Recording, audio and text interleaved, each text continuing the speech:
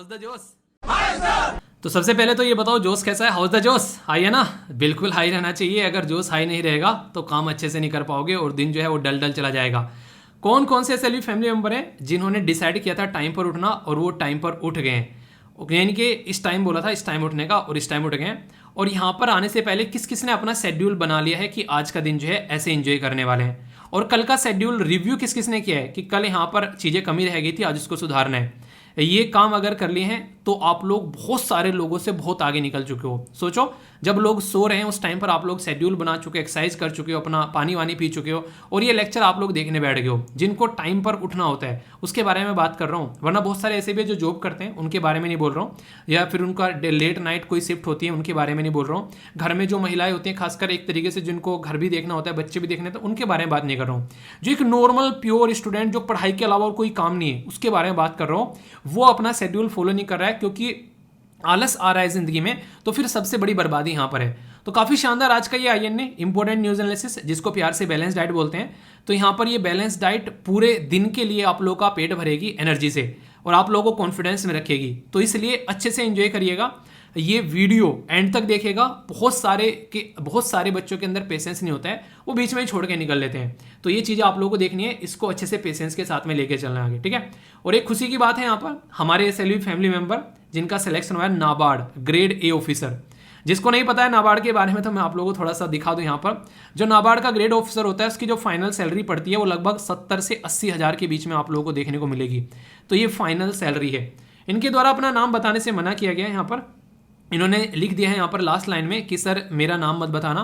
पर लेकिन अगर आप लोगों को लगता है जिंदगी में कुछ आगे बढ़ना चाहते हैं, कुछ करना चाहते हैं, तो आप लोग समझ सकते हैं कि कहीं से भी आप लोग कुछ भी कर सकते हैं। ये एक प्रोफेशन के हिसाब से देखें तो चार्टेड अकाउंटेंट 6 साल इनके द्वारा काम किया गया, उसके बाद में इनको लगा कि अपना कुछ और करना चाहिए जिंदगी में, तो नाबार्ड की तैयारी करी और इनका सिलेक्शन हो गया अब यहाँ पर नाबार्ड के अंदर में। इसी के साथ में अब जो नेक्स्ट टारगेट यहाँ पर लगा लिया है वो है आप लोगों के सामने UPSC union public service commission.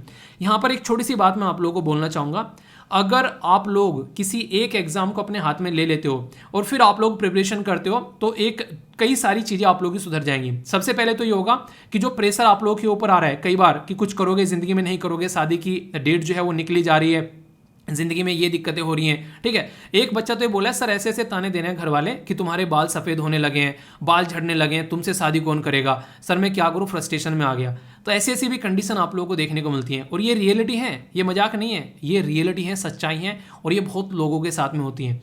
तो अगर आप लोगों के पास में एक जॉब आ जाएगी तो इन तानों से, इन बुराइयों से सारा आप लोगों का डिस्टेंस बन जाएगा, फिर आप लोग अच्छे से सिस्टमेटिक वे में अपनी पढ़ाई कर पाओगे। जैसे मैंने बात की थी ना अर्णव के बारे में, तो इस तरीके से आप लोग समझ सकते हैं एक अच्छी खासा सिलेक्शन हो गया, अब फिर से अपनी रैंक को इंप्रूव करने के लिए यूपीएससी का मेंस दे रखा है उन्होंने, तो आगे आप लोगों को एक अच्छा रिजल्ट अभी देखने को मिल सकता है, ठीक है। तो इस तरीके से आप लोग जब शांति में अपने काम को करना स्टार्ट करते हो तो एक बेहतरीन रिजल्ट आप लोगों का निकल कर आता है। और देखिए अपनी जर्नी जो भी एग्जाम आप लोग क्लियर होता है वो आप लोग शेयर कर ले कीजिए, भले ही आप लोग ये बोल दे कीजिए कि सर नाम मत बताना, कोई दिक्कत नहीं है, पर जो आपका एक्सपीरियंस है वो आप लोगों को जरूर शेयर करना है। 2017 से एसएलवी फैमिली के साथ में यहाँ पर ये जुड़ी हुई हैं, ठीक है। बेसिकली एक लड़की है, ठीक है, तो जुड़ी हुई है काफ़ी लंबे समय से। और इंपॉर्टेंट बात यहाँ पर यह है कि बीच बीच में यहाँ पर इंसान को देखो, ऐसा नहीं कि हर टाइम लाइफ आप लोग की अच्छी चलती रहेगी, कुछ लो आएंगे लाइफ में, तो उस टाइम पर आप लोगों को अपने आप को थामना है। तो वहाँ पर आप लोगों को थोड़ा सा साथ देने के लिए जो बेसिकली लेक्चर है वो आप लोगों की हेल्प करता है। तो यहाँ से आप लोग लाइफ को सही तरीके से लेके चल सकते हैं, क्योंकि लंबा समय होता है यार, लंबे समय को अगर मेंटेन आप लोगों को रखना है तो आप लोगों को पता होना चाहिए आप लोग क्या करना है। जैसे मैं बोलता हूँ ना, अपना शेड्यूल बना के आप लोगों को आ जाना है। उस शेड्यूल में डिस्टर्बेंस भी आएगा। जैसे यहाँ पर देखो हरगुन के द्वारा काफ़ी अच्छे से अपनी फैमिली का एक्सपीरियंस शेयर किया गया और मैं मानता हूँ कि हर एक फैमिली का एक्सपीरियंस है। ये आप लोग पढ़िएगा वीडियो को पॉज कर एक बार कि पूरी स्टोरी इन्होंने क्या लिख रखी है। इनके कोई रिलेटिव थे जो कि बाहर कंट्री में कनाडा में रहते थे, वो घर पर आए, ये रेगुलरली लाइब्रेरी जा रही थी,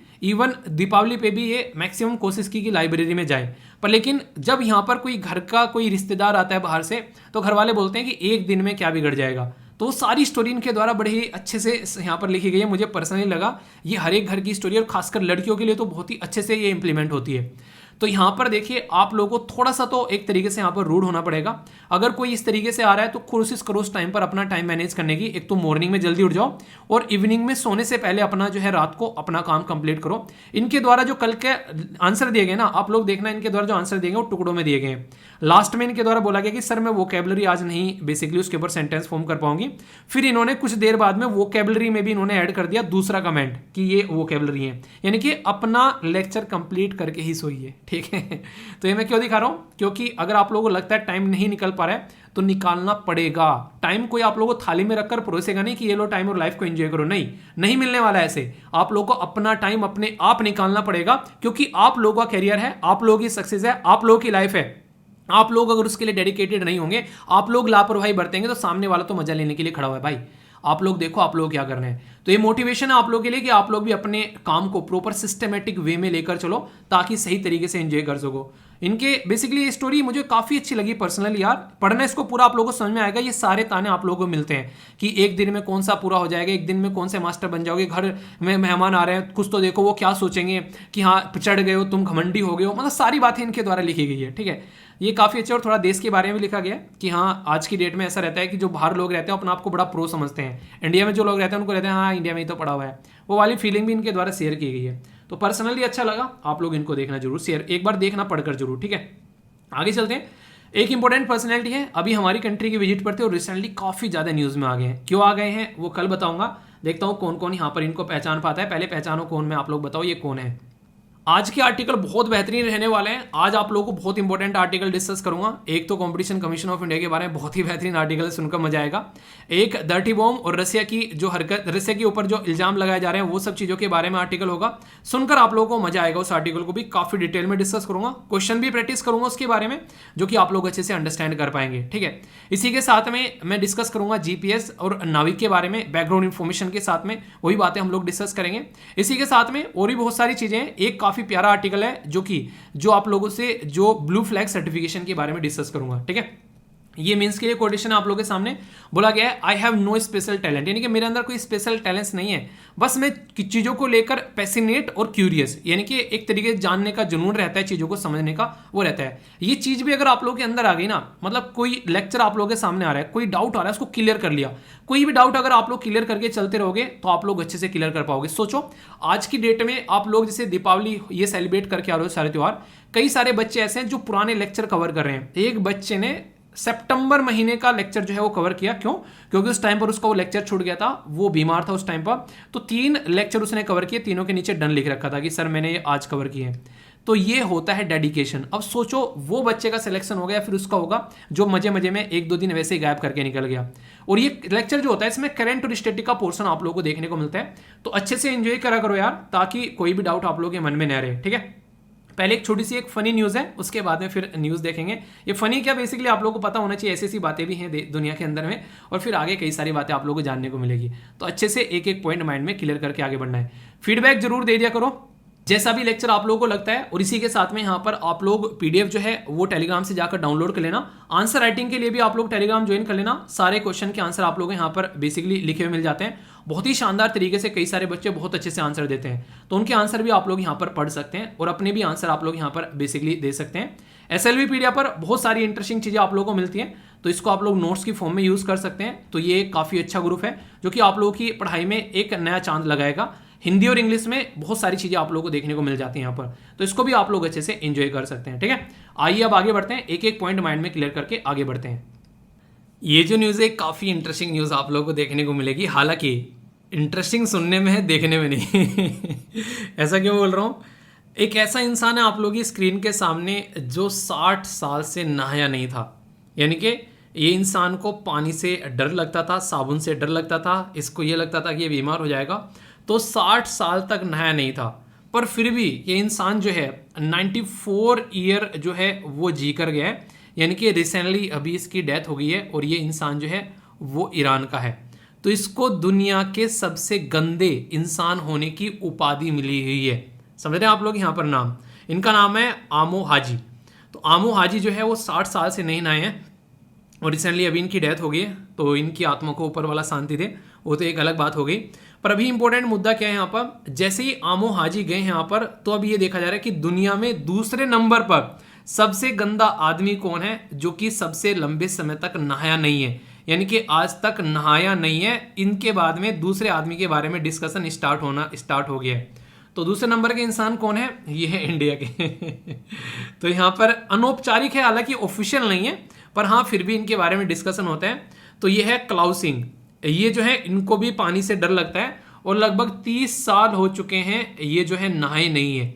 यानी कि अब तक ये खिताब जो था ईरान के इस इंसान के पास में था, अभी ये खिताब जो है वो इंडिया के क्लाउस सिंह के पास में आ गया है। हालांकि ये जो डेटा है, ये डेटा अगर आप लोग देखो तो कि कोई ऑफिशियल रिकॉर्ड नहीं है कि नहाए नहीं है, इतना कोई जाकर चेक तो कर नहीं रहा है, इसका कोई इंडिकेटर तो है नहीं कि चेक करो भाई साहब नहाए कि नहीं नहाए। पर ये है 60 साल तक नहीं नहाया और इनके पास में इंडिया के जो है इन्हें 30 साल से नहीं नहाया। एक क्वेश्चन मैं पूछता हूँ, गर्मियों में अगर बात करें नॉर्मली, गर्मियों में पता है कितनी गर्मी होती है, और ईरान एक ऐसा देश है जहां पर तड़ाके की गर्मी पड़ती है, ठीक है। अगर आप लोगों को बोला जाए कि आप लोग मैक्सिमम कितने दिन तक बिना नहाए रह सकते हैं, तो आप लोग मैक्सिमम कितने दिन तक बिना नहाए रह सकते हैं भाई साहब मैं एक दिन तो देखो निकल जाता है जैसे तैसे, पर दूसरे दिन ना मतलब नहीं टिक पाता हूँ। मतलब एक दिन तो हो जाता है कि हाँ चलो आज नहीं नहाए, समझ में आता है, पर दूसरा दिन नहीं मेरे से टिक पाता यार। मेरा ना अलग ही मतलब एक माहौल ऐसा बन जाता है, मैंने कहा अब नहीं रहा जाने का है। एक दिन तो निकल जाता है, कई बार ऐसी कोई बात नहीं है कि हर दिन ही नहाता हूँ, हाँ एक दिन निकल जाता है नॉर्मली, ठीक है। पर गर्मियों में वो भी नहीं निकलता है क्योंकि मुझे पसीने बहुत आते हैं, जैसा मैंने आप लोगों को बताया था। सर्दियों में हो सकता है एक दिन निकल जाए, पर लेकिन रेगुलर नहाने की आदत जो है वो आप लोगों को बहुत अच्छा रखती है, आप लोगों के शरीर को काफ़ी अच्छा रखती है। बॉडी की रिक्वायरमेंट है कि आप लोग कम से कम बात जरूर लें एक बार दिन में। इससे जो पूरी साइकिल होती है सोने और उठने के बाद में जो आप लोगों की बॉडी में से जो पसीने निकलते हैं, बहुत सारी स्किन की डिजीज आप लोगों को नहीं होगी, आप लोगों की बॉडी हेल्दी रहेगी। और जो छोटे छोटे जो रोम छिद्र होते हैं ना शरीर के अंदर में, वो एक तरीके से सांस लेते हैं, आप लोग ऐसा बोल सकते हो, तो वो भी अच्छे से हेल्दी रहेंगे और आप लोगों की बॉडी जो है वो हेल्दी रहेगी, ठीक है। तो इनमें से किसी को फॉलो मत करने लग जाना। अच्छा मतलब ऐसा हुआ है कि मतलब 1-1.5 महीने निकल जाता है बिना नहाए, ऐसा है कोई इंसान आप लोगों में से कि हाँ भाई साहब एक हफ्ता तो हो ही जाता है कम से कम, ऐसा भी कोई है 1 हफ्ता हो जाता है आराम से जिसको पानी से डर लगता है? बताना, इंटरेस्टिंग है। देखता हूँ कि ऐसे भी फैमिली मेंबर भी ऐसे जवान हैं जो इस कैटेगरी में आते हैं।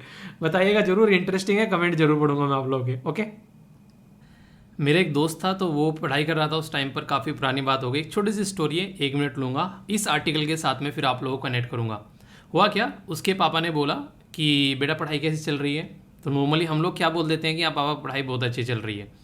तो भले ही पढ़ाई कितनी बुरी चल रही हो, साइड में रिलेशनशिप का इशू हो, रूममेट के साथ में कोई इशू है, हम लोग नॉर्मली घर वालों के साथ में शेयर नहीं करते हैं, ठीक है। हम लोग बोल देते हैं पढ़ाई बड़ी अच्छी चल रही है, तो घर वाले खुश होते हैं कि हाँ पढ़ाई बड़ी अच्छी चल रही है, और बोलकर हम लोग भी साइड में हट जाते हैं और घर वाले भी अपने काम में लग जाते हैं। पर लेकिन रियलिटी में जब रिजल्ट निकल कर आता है तो यहाँ पर क्या होता है, जो घर वालों का एक ट्रस्ट बना है ना, वो कहीं ना कहीं टूट जाता है कि यार पूरी साल तो ये बोलता रहा कि पढ़ाई बड़ी अच्छी चल रही है, पर अब रिजल्ट आ रहा है तो रिजल्ट में वो पढ़ाई दिख क्यों नहीं रही है। तो एक तरीके से आप लोगों ने अपने घर वालों का ट्रस्ट तोड़ दिया, ये बोलकर पढ़ाई अच्छी चल रही है और आप लोग पढ़ाई नहीं कर रहे हैं। अगर बोल रहे हो उनको अच्छी चल रही है तो पढ़ाई अच्छी करो। ये क्यों बोला, क्योंकि उसके पापा ने एक बार रिप्लाई किया कि बोला कि बेटा कुछ फेल हो जाना 70 पर मुझे कोई दिक्कत नहीं है, ठीक है, हम इतना है कि हम तुमको संभाल लेंगे, पर लेकिन कभी ट्रस्ट मत तोड़ना मेरा। क्योंकि ट्रस्ट एक ऐसी चीज़ होती है यार, ये बहुत ही महीन सा धागे के बराबर होती है। अगर किसी इंसान का आप लोग ब्रेक कर देना तो जुड़ना मुश्किल हो जाता है। तो ये आप लोग हमेशा ध्यान रखिएगा। तो ये क्या किया अभी हमारी कंट्री में, कंपटीशन कमीशन ऑफ इंडिया का ट्रस्ट तोड़ दिया है गूगल ने। गूगल ने कुछ ऐसी ट्रेड प्रैक्टिस की है जो कि हम लोगों ने एक्सपेक्ट नहीं की थी उससे। तो इसके चलते हमारी कंट्री में गूगल के ऊपर लगभग 936 करोड़ रुपए का फाइन लगा दिया गया है। आप लोगों ने देखा है कि हमारे देश में एक प्रोग्राम चलता है कौन बनेगा करोड़पति, तो करोड़ रुपए हमारे देश में ऐसा होता है कि पता नहीं यार कितने सारे रुपए हो गए। पर लेकिन यहाँ पर हम लोगों ने क्या किया है, हम लोगों ने इनके ऊपर 936 करोड़ रुपए, यानी कि मोटे मोटे तौर पर बोले तो 1000 करोड़ रुपए का फाइन लगा दिया गया है। तो ये हमारी कंट्री में किसके द्वारा लगाया गया है, तो ये पेनल्टी लगाई गई है कंपटीशन कमीशन ऑफ इंडिया के द्वारा। यानी कि इतनी बड़ी पेनल्टी, आप लोगों को ये बड़ी पेनल्टी लग रही होगी ना। अगर मैं बताऊं तो यहाँ पर अभी रिसेंटली गूगल के ऊपर 4 बिलियन यूरो का फाइन लगाया गया था। 4 बिलियन यूरो, यानी कि जो हमने लगाया है ना फाइन, वो तो उसके सामने नगण्य है। इतना बड़ा फाइन अभी गूगल के ऊपर लगाया गया था। तो इस तरीके से आप लोग समझ सकते हैं। और भी कई सारी कंट्री में ऐसी ऐसी बड़ी बड़ी कंपनी के ऊपर अलग अलग फाइन यहाँ पर लगाए गए हैं। जो कि कम से कम बोल सकते हैं कोई यहाँ पर मतलब एक तरीके से हद पार कर देने वाली बात है। कोई यहाँ पर 27,000 करोड़ रुपए का फाइन लगा रहा है, इस तरीके से आप लोग समझ सकते हैं। तो बहुत ही बड़े बड़े फाइन यहाँ पर लगाए जा रहे हैं। हमारा फाइन तो बिल्कुल ना के बराबर है। अभी यहाँ पर फाइन क्यों लगाया गया है अभी मैं आप लोगों को ये बताऊंगा, पर उससे पहले आप लोगों को यहाँ पर एक बात बताऊंगा जिससे आप लोग चीजें समझ सकते हैं काफी अच्छे से। आज की डेट में आप लोग कोई भी फोन अगर मार्केट से खरीद कर लेकर आते हैं तो आप लोगों को देखने को मिलेगा उस फोन के अंदर ऑलरेडी आप लोगों को इंस्टॉल जो है वो गूगल नजर आएगा। उस फोन के अंदर आप लोगों को यूट्यूब का ऐप देखने को मिलेगा। उस फोन के अंदर कई सारे आप लोगों को प्रोडक्ट नजर आएंगे। और इवन अगर आप लोग बात करेंगे मैक्सिमम फोन के अंदर आप लोगों को जो बेसिकली एंड्रॉयड सिस्टम नजर आएगा, है कि नहीं है। आप लोगों को ये इंस्टॉल नहीं करने पड़ते हैं, ये प्री इंस्टॉल आते हैं। तो ये आप लोग जानते हैं सारे। अभी रिसेंटली क्या हुआ, रिसेंटली क्या बोलूं, बेसिकली 2019 से यहाँ पर हमारी कंट्री में जो कंपटीशन कमीशन ऑफ इंडिया है उसने इस चीज़ के ऊपर स्टडी करना स्टार्ट करी। यार मार्केट में तो बहुत सारे प्लेयर हैं अलग अलग, जैसे ओप्पो हो गया, वीवो हो गया, रेडमी हो गया, सैमसंग हो गया, मोटरोला हो गया, पता नहीं कितने कितने लोग जो हैं वो फ़ोन बनाते हैं। सबके फ़ोन में ये चीज़ें फिक्स हैं यहाँ पर। यानी कि इसका मतलब क्या है कि उन सब कंपनी के साथ में गूगल ने कॉन्टैक्ट किया और कॉन्टैक्ट करने के बाद में उनके साथ में एक कॉन्ट्रैक्ट साइन किया और उसमें यहाँ पर ये बोला गया कि आप लोग एंड्रॉयड यूज़ करोगे क्योंकि एंड्रॉयड ही मार्केट में एक ऐसा फ़ोन है जो कि सब फ़ोन को सपोर्ट करता है। इसके अलावा एप्पल का iOS है जो कि एक पर्टिकुलर डिवाइस के अंदर में आता है, पर लेकिन किसी भी कंपनी का फ़ोन का ना उसमें आप लोगों को एंड्रॉयड सिस्टम देखने को मिल जाता है। तो गूगल ने ये बोला कि हम तुमको एंड्रॉयड सिस्टम देंगे अपना यूज़ करने के लिए जब तुम हमारे कुछ ऐप जो है वो अपनी डिवाइस के अंदर में प्री इंस्टॉल करोगे। जैसे मैंने बताया अभी यहाँ पर आप लोग देखते हैं कि गूगल का सर्च इंजन हो गया, यूट्यूब हो गया, ये इस तरीके की जो चीज़ें हैं आप लोगों को ऑलरेडी उसमें देखने को मिलेगी। तो ये क्या है, ये हो गया बेसिकली एक तरीका कॉन्टैक्ट करना कि भाई साहब उस फोन के अंदर में यही चीज़ें आप लोगों को देखने को मिलनी चाहिए। सर्च इंजन ऐसा थोड़ा ना मार्केट में गूगल ही है, और भी बहुत सारे सर्च इंजन है। जैसे पहले याहू चला करता था, बेचारे की भद पीट दी आज की डेट में। तो और भी बहुत सारे सर्च इंजन आज की डेट में आप लोगों को देखने को मिल जाते हैं। पर गूगल के जो प्रोडक्ट हैं, खासकर गूगल क्रोम आप लोग लगा लो, यूट्यूब को normally online video hosting platform यानी कि OVHP आप लोग बोलते हैं, OVHP। तो ये भी आप लोगों को उसमें प्री इंस्टॉल आप लोगों को यहाँ पर नजर आ जाता है। तो ये एक तरीके क्या हो गई, ये एक तरीके की अनफेयर ट्रेड प्रैक्टिस हो गई कि मार्केट में आप अकेले एक ऐसे प्लेयर हैं जो कि दूसरों को मार्केट में आने की आप लोग जगह दे ही नहीं रहे हैं। ये एकदम बोलने वाली बात नहीं है यहाँ पर, इसके ऊपर बाकायदा स्टडी की गई है कंपटीशन कमीशन ऑफ इंडिया के द्वारा, और जो वो स्टडी है उसकी जो रिपोर्ट है अभी सामने निकल कर आई, और उसके चलते इनके द्वारा बोला गया कि कंपटीशन कमीशन ऑफ इंडिया का जो सेक्शन 4 है वो इस तरीके का डोमिनेंस जो है वो एक्सेप्ट नहीं करता है हमारे देश के कानून के हिसाब से। यानी कि आप लोगों ने अपनी जो डोमिनेंट प्लेस है, पोजीशन है आप लोगों की, यानी कि जो आप लोगों की डीपी है, जो भी आप लोग डीपी चेंज करते रहते हैं तो जो भी आप लोगों की डीपी है तो वो एक तरीके से कहीं ना कहीं आप लोगों की डोमिनेंस क्रिएट कर रही है यहाँ पर, ऐसा आप लोग बोल सकते हो। तो कहने का मतलब क्या हो गया, कहने का मतलब ये हो गया कि तुमने अपनी डोमिनेंस का फायदा उठाया है, और ये आज पहली बार नहीं हो रहा है। ऑलरेडी यहाँ पर ऑलरेडी यहाँ पर जो इसके ऊपर कई सारे केसेस और भी चल रहे हैं, जैसे कि इसके टीवी के ऊपर केस चल रहा है अभी यहाँ पर। मतलब एक तरीके से टीवी का जो स्मार्ट टीवी आता है उसके अंदर आप लोग देख लो, मतलब बहुत सारे ऐसे केसेस हैं जो कि यहाँ पर मार्केट में जो ये बड़े प्लेयर हैं ये अपना वर्चस्व जमाने के लिए ऐसी हरकतें करते हुए नजर आते हैं। गूगल प्ले स्टोर में किस ऐप को जो है ऊपर रैंकिंग देनी है, गूगल सर्च में कौन सी वेबसाइट जो है ऊपर सर्चिंग में आनी चाहिए, तो कई बार यहाँ पर पैसा लेकर भी हरकतें करते हैं, और कई बार ये अपने खुद के प्रोडक्ट जो हैं वो वहां पर ऊपर रैंक कराते हुए नजर आते हैं। तो इसको एंटी कॉम्पिटिशन प्रैक्टिस बोलते हैं, जो कि गूगल काफी हद तक, गूगल क्या बहुत सारी बड़ी बड़ी कंपनी जो है वो मार्केट में टिकने के लिए ऐसी हरकतें आप लोगों को करती हुई यहां पर नजर आएंगी। और ये एक बार की बात नहीं है, ये पहले भी बहुत सारी ऐसी कंपनी ऐसी हरकतें कर चुकी हैं। तो इस तरीके से आप लोग समझ सकते हैं 2018 में भी लगभग 136 करोड़ का फाइन यहां पर लगाया गया था, क्योंकि जो सर्च इंजन है इंडियन मार्केट के अंदर में उसमें गूगल उल्टी सीधी हरकतें कर रहा था। तो ऐसा नहीं है कि अभी पहली बार गूगल के ऊपर स्मार्ट टीवी वाला केस मैंने आप लोगों को बता दिया, उसमें गूगल के ऊपर अभी केस चल रहा है एंटी ट्रस्ट का, यानी कि वहां पर भी इसके द्वारा ट्रस्ट ब्रेक किया है, और अलग अलग जो यूरोपियन कंट्री है वहां पर ये हरकतें ऑलरेडी कर चुका है। तो हमारी कंट्री में अभी कंपटीशन कमीशन ऑफ इंडिया के द्वारा जो ये फाइन लगाया गया है प्ले स्टोर पर, जो गूगल का जो डोमिनेंस है उसका दुरुपयोग करता हुआ गूगल पाया गया है, तो इसको लेकर गूगल ने अभी जो सफाई दी है, तो उसके चलते गूगल क्या बोल रहे हैं, मतलब पिचई साहब क्या बोल रहे हैं, सुंदर पिचई साहब यहां पर ये बोल रहे हैं कि मार्केट में आप कैसे बोल सकते हैं कि हमारा कोई कॉम्पिटेटिव नहीं है। मार्केट में अगर आप लोग ध्यान से देखोगे तो एप्पल जो है वो हमारा कंपटीशन है, और एप्पल जो है अपने डिवाइस के अंदर जो निकाल कर लेकर आता है वो सारी चीजें अपनी ही इंस्टॉल करता है। आप उनको तो कुछ नहीं बोल रहे हो, अगर ध्यान से देखो तो एप्पल अपनी खुद की डिवाइस बनाता है, उसके अंदर वो चीजें इंस्टॉल करते हैं। मतलब तुम मार्केट के अंदर जितने भी फोन हो तुम उसमें सारी चीज सब जगह अपनी चीजें इंस्टॉल कर रहे हो, अबे तुम अपना बनाओ उसके अंदर इंस्टॉल करो तो समझ में आता है। तो यहां पर ये चीजें आप लोगों को देखने को मिलेगी। सबसे बड़ी बात क्या है, इन कंपनीज के खिलाफ जो है नॉर्मली कोई आवाज नहीं उठाता है, अब इन कंपनीज के खिलाफ आवाज उठ रही है, तो ये भी एक अप्रिशिएट करने वाली बात है। और अभी यूरोप के अंदर में एक काफी शानदार जो चीजें मुझे पर्सनली देखने को मिली, वहां पर वो अभी ऐसा कानून लेकर आ रहे हैं 2024 से कि ये सारी की सारी कंपनी जो है ये आप लोगों को एक जैसा जो चार्जर है वो प्रोवाइड कराएंगे, और उसमें उनको वहां पर बेसिकली उसको फॉलो करना ही करना पड़ेगा। अगर फॉलो नहीं करेंगे तो फिर यहां पर इनके ऊपर चार्जेस लगाए जाएंगे, ऐसा आप लोग बोल सकते हैं। तो ये अपने ही आप में काफी एक सही तरीका आप लोग बोल सकते हैं इनको हैंडल करने का। काफी इंपॉर्टेंट है, इसके बारे में कुछ बातें हैं जो यहां पर स्लाइड में भी आप लोगों के लिए प्रोवाइड करा दिए। हमारी कंट्री में कंपटीशन कमीशन ऑफ इंडिया वो किस तरीके से काम करता है उसके बारे में भी आप लोगों से बात करूंगा, पर उससे पहले आप लोगों के सामने क्वेश्चन है जिसके चलते आप लोग अच्छे से इस आर्टिकल को समझकर लिखने की भी कोशिश करिएगा। कोई भी माँ के पीठ से सीख के नहीं आता है, लिखना स्टार्ट करोगे तो लिखने लगोगे, वरना बाद में पछताओगे और फिर वो गाना याद आएगा, मुझे छोड़ के तुम जाओगे बड़ा पछताओगे। ठीक है, तो ये राइटिंग बोल रही है आप लोगों से, मुझे छोड़ के मत जाना वरना मेन से पछताना पड़ेगा। ठीक है, तो बात की जा रही है कंपटीशन कमीशन ऑफ इंडिया यानी कि भारतीय प्रतिस्पर्धा आयोग के बारे में, जो कि आप लोग याद रखिएगा। ये छोटा सा प्यारा सा क्वेश्चन आप लोगों से बन सकता है, गूगल की पापा कंपनी कौन है? तो याद रखिएगा अल्फाबेट जो है वो गूगल की पापा कंपनी है, यानी कि गूगल अल्फाबेट का प्रोडक्ट है। गूगल हो गया, ये क्रोम हो गया, या फिर गूगल का सर्च इंजन हो गया, जो एंड्रॉयड ऐप सिस्टम हो गया, बहुत सारे ये सारे गूगल के ही प्रोडक्ट हैं जो कि गूगल ने खरीद रखे हैं।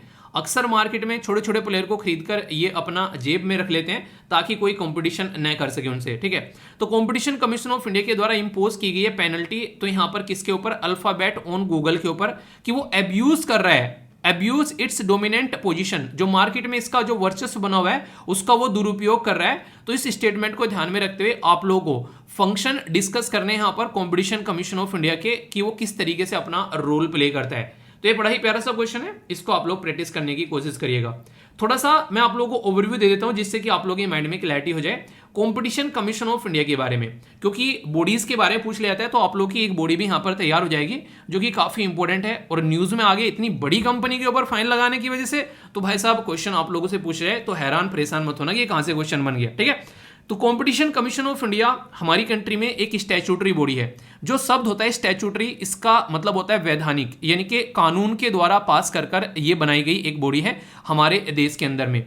और एक कानून है जो बेसिकली कंपटीशन कमीशन एक्ट, वो 2002 का है। इस कानून के हिसाब से बॉडी बनाई गई, और बनाने के साथ में इसके अंदर में टोटल 7 मेंबर रखे गए सेंट्रल गवर्नमेंट के द्वारा, कि तुम लोगों को ध्यान रखना है कुछ भी गलत प्रैक्टिस देश के अंदर में होती है तो उसका गला पकड़कर घसीट कर हमारे पास में लेकर आना उसको, बाकी जो है हम अपना आप देख लेंगे, बस इतना काम तुमको करना है। कंपटीशन कमीशन बोला ठीक है भाई साहब, जो हुक्म मेरे आका, तो ये हो गया स्टार्ट, तो इसने अपना काम करना स्टार्ट कर दिया। तो ये मेनली 4 चीजों पर फोकस देता है, यानी कि ये 4 चीज अगर इसके हाथ में आ जाती है तो भाई साहब ये आग बबूला हो जाता है, सामने वाले को पटक पटक कर मारता है। जैसे कि एक तो सबसे बड़ी बात यहां पर इसको लगता है कि कोई भी अगर एलिमिनेट करने की कोशिश करता है कंपटीशन को तो भाई साहब ये आग बबूला हो जाता है, रेड हो जाता है एकदम। ठीक है, तो यहां पर एलिमिनेट करना प्रैक्टिस एक तरीके से एडवर्स इंपैक्ट डालती है कंपटीशन पर, तो मार्केट में प्लेयर होने चाहिए। आप लोग देखते हैं मार्केट में जियो है, एयरटेल है, कंपटीशन लगा रहता है, बीएसएनएल आ रहा है बेचारा रुक रुक कर बार बार ऊपर निकल कर, तो वो है एक तरीके से वोडाफोन एयरटेल वाला सिस्टम, ये वोडाफोन आइडिया वाला सिस्टम, तो कहीं ना कहीं थोड़ा बहुत कंपटीशन बना हुआ है। सोचो अगर मार्केट में से ही गायब हो जाए तो क्या करेगा जियो? जियो आपका जीना हराम कर देगा, कसम से बता रहा हूं। ठीक है, आप लोग खुद देख लीजिए, जो फ्री में चल रहा था अभी उसका प्राइस बढ़ के क्या होता जा रहा है। और ये इस तरीके से चलता है, पहले इस तरीके से और फिर सिस्टम ऐसा आप लोगों को नजर आता है। ठीक है, आगे चलते हैं। यहां पर नेक्स्ट यहां पर प्रमोट एंड सस्टेन करना कंपटीशन, एक तो जो एलिमिनेट करता है उसको रोकना है, दूसरा कंपटीशन को बनाए रखने का भी काम यही करता है कि अगर कोई ऐसी हरकतें कर रहा है उसको निकल कर फेंको बाहर। और ये सीधा सीधा किसके फेवर में जाता है? ये जाता है कंज्यूमर। कंज्यूमर यानी कि मेरे और आपके जैसे लोग जो कि इसको यूज करते हैं, कंज्यूम करते हैं, एक तरीके से उपभोक्ता आप लोग बोल सकते हैं हिंदी में। तो प्रतिस्पर्धा बनाए रखने के लिए, कंपटीशन बनाए रखने के लिए, तो यहां पर कंज्यूमर यानी कि उपभोक्ता के हितों की रक्षा यानी कि इंटरेस्ट को प्रोटेक्ट करता हुआ यहां पर ये नजर आता है। ठीक है, और इसी के साथ में यहां पर ये काफी इंटरेस्टिंग है, ये इंश्योर करता है freedom of trade in the market. तो ये काफी इंपॉर्टेंट है यहाँ पर, जो कि जरूरी भी है, और इसके ऊपर तो आप लोग एक स्टार भी लगा सकते हैं। ऐसा क्यों बोला मैंने वो अभी आप लोगों को समझाऊंगा। आप लोग अगर संविधान के अंदर में आप लोग जाओगे तो पार्ट 3 आप लोगों को फंडामेंटल राइट यानी कि जो मूल अधिकार हैं वो आप लोगों को देखने को मिलते हैं, आर्टिकल 12 से लेके आर्टिकल 35 तक का।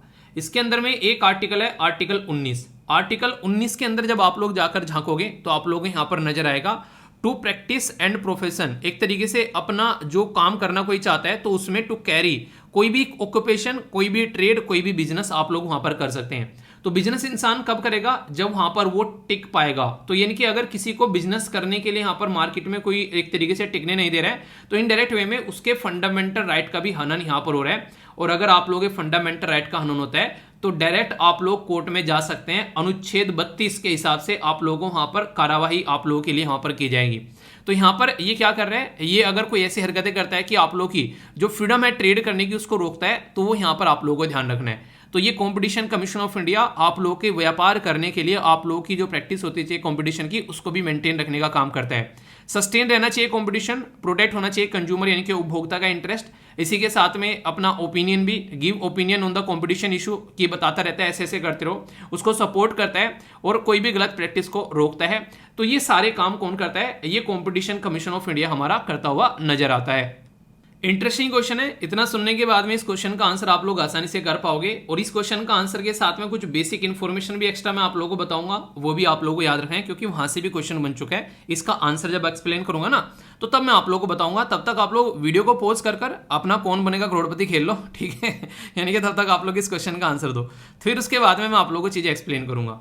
बोला गया यहाँ पर कंपटीशन कमीशन ऑफ इंडिया यानी कि भारतीय प्रतिस्पर्धा आयोग के बारे में कौन सी स्टेटमेंट करेक्ट है। पहले ये पढ़ लिया करो, करेक्ट पूछा जा रहा है, इनकरेक्ट कई बार गलतियां हो जाती हैं, ठीक है, और गलतियां नहीं करनी होती है। ओके, तो यहाँ पर बोला गया कि एक स्टैच्यूटरी यानी कि वैधानिक बॉडी है यहाँ पर, जो कि एक कानून लाया गया 2002 में, उसके हिसाब से बनाई गई।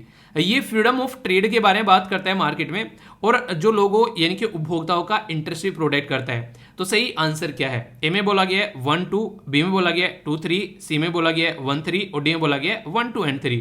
तो सही आंसर क्या होगा, A B C F D, इसका आंसर आप लोग बताइए, फिर मैं आप लोगों को अच्छे से एक्सप्लेन करता हूँ।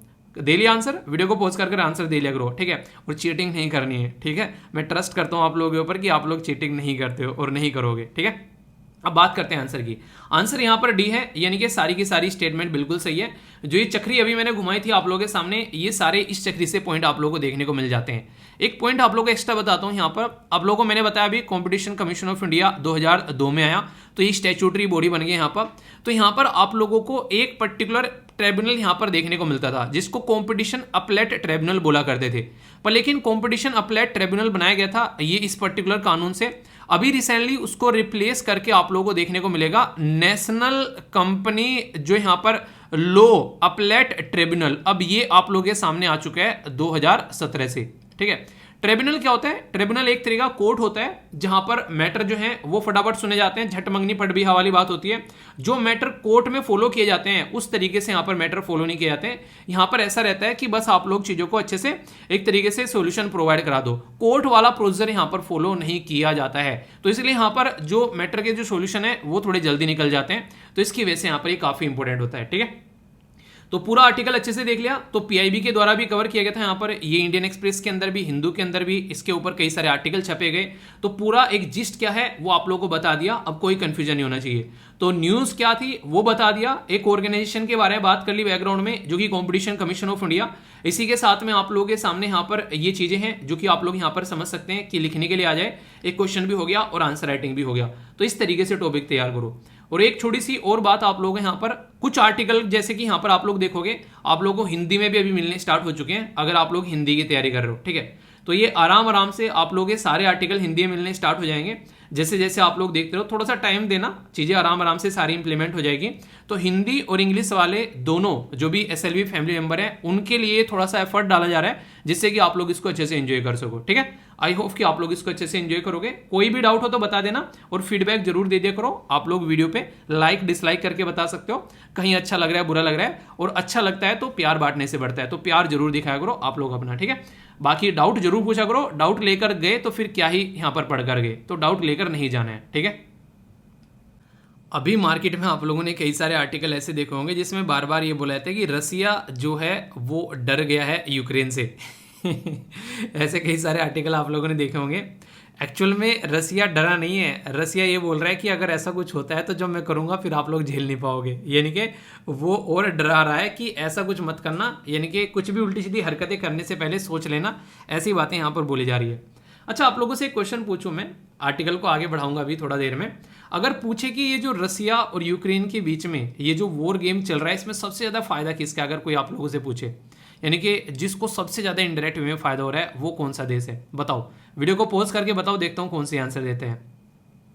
सबसे ज़्यादा फायदा है यूनाइटेड स्टेट ऑफ अमेरिका का। यूएसए एक ऐसा देश है जो कि वर्चस्व की लड़ाई में किसी भी हद तक गिर जाता है, और अगर उसको ये लग रहा है कि कल को चलकर पुतिन जो है इसको टक्कर दे सकता है, तो पुतिन को यूक्रेन के थ्रू वो रास्ते से हटाने का पूरा जुगाड़ कर चुका है। और बाकी अब चाइना के ऊपर पूरा फोकस दे रखा है ताकि चाइना को भी यहाँ पर टैकल किया जा सके। तो यहाँ पर ये एक तरीके से इस तरीके से अपनी चीज़ें जो है वो परफॉर्म करता है। सेम काम जो यूएसए कर रहे हैं यहाँ पर फिलहाल, सेम काम चाइना कर रहा है। वो क्या कर रहा है, पाकिस्तान को इस्तेमाल करने की कोशिश कर रहा है ताकि इंडिया को टैकल किया जा सके, और नॉर्थ कोरिया को इस्तेमाल करने की कोशिश कर रहा है ताकि यूएसए को टैकल किया जा सके। यानी कि हर एक कंट्री कोई ना कोई तरीके से गेम खेलता हुआ नजर आता है। इसी पैटर्न में रसिया भी कई बार यहाँ पर बेलारूस को यहाँ पर यूरोप के अंदर इसको इस्तेमाल करने की कोशिश करते हैं। ऐसे आप लोगों को अलग अलग देश यहाँ पर नजर आएंगे जो कि अपने फायदे के लिए एक दूसरे को इस्तेमाल करते हुए नजर आते हैं। और ये सारी चीज़ें कैसे होती हैं, ये होती हैं एक दूसरे से म्यूचुअल बेनिफिट के लिए। यानी कि पाकिस्तान को इंडिया के खिलाफ कैसे यूज़ किया जा सकते हैं, जब पाकिस्तान को भर भर कर पैसा देगा चाइना, तो पाकिस्तान फिर इंडिया के खिलाफ कुछ भी जाकर कर सकता है। तो ये कंडीशन आप लोग यहाँ पर समझ सकते हैं। तो ये एक डर्टी पॉलिटिक्स होती है इंटरनेशनल लेवल पर, जो कि इसीलिए कहते हैं कि इंटरनेशनल लेवल पर कोई परमानेंट दुश्मन और कोई परमानेंट दोस्त नहीं होता है। वो फायदे के हिसाब से चीज़ें चेंज होती रहती हैं। जैसे जैसे फायदा जो है वो डाइवर्ट यानी कि चेंज होता रहेगा, वैसे वैसे चीज़ें चेंज होती रहेंगी। अभी इंटरनेशनल लेवल पर रसिया की इमेज को खराब करने की कोशिश की जा रही है। क्यों? क्योंकि रसिया जो है, जब आप लोग देखोगे कि जब यहाँ पर डिफेंस इक्विपमेंट में सेल करने की बात आती है, यानी कि जब भी यहाँ पर डिफेंस के प्रोडक्ट को बेचने की बात आती है, तो हमारा देश काफ़ी हद तक रसिया के ऊपर डिपेंडेंट है। और रसिया दुनिया में दूसरे नंबर पर सबसे ज़्यादा डिफेंस इक्विपमेंट बेचने वाला देश है। पहले नंबर पर कौन है? पहले नंबर पर है यूएसए। तो वो चाहता है कि रसिया को बिल्कुल ही खत्म कर दिया जाए इस मार्केट से। तो अकेला वर्चस्व यहाँ पर बहुत ही ताकतवर तरीके का वो यूएसए का बन जाएगा। सब डिफेंस की कुछ भी बातें खरीदने के लिए, कुछ भी चीज़ें खरीदने के लिए यूएसए के सामने हाथ जोड़कर आकर खड़े होंगे। तो ये हरकतें आप लोगों को यूएसए की यहाँ पर देखने को मिल रही हैं आज की डेट में। इसीलिए रसिया की इमेज खराब कर रहा है कि रूस रसिया के वेपन खरीदकर तुम क्या करोगे कि जो यूक्रेन के साथ भी नहीं टिक पा रहा है। यानी कि पूरा जोर इन्होंने पीछे से लगा रखा है और ऊपर से बोल रहे हैं कि रसिया के वेपन कुछ नहीं है। तो अभी ये सोच रहे हैं कि डर्टी बॉम्ब यूज करने के लिए यूक्रेन को उकसा रहे हैं कि तुम यहां पर बॉम्ब फेंको, किसके ऊपर? रसिया के ऊपर। तो रसिया ने पहले ही बोल दिया यूएन में जाकर कि भाई साहब देख लो, इसको रोक सकते हो तो रोक लो, फिर मत बोलना कि मैंने बच्चा जो है वो मैप से खत्म कर दिया। ठीक है, यानी कि पुतिन साहब जो है वो पहुंच गए यहाँ पर एक तरीके से जो यूएन के चीफ के पास में कि बाद में मत बोलना कि मानवता खत्म हो रही है और ये हो रहा है, वो फलाना ढिमकाना। अब वो सारे भाषण नहीं सुनने बैठूंगा मैं तुम्हारे। ठीक है, अभी देख लो, अगर हमारे ऊपर इसने डर्टी बॉम्ब का इस्तेमाल किया तो हम लोग जो है बेसिकली फिर अपना न्यूक्लियर बॉम्ब इस्तेमाल करेंगे। तो हिरोशिमा नागासाकी आप लोगों को फिर से रिपीट होता हुआ नजर आएगा।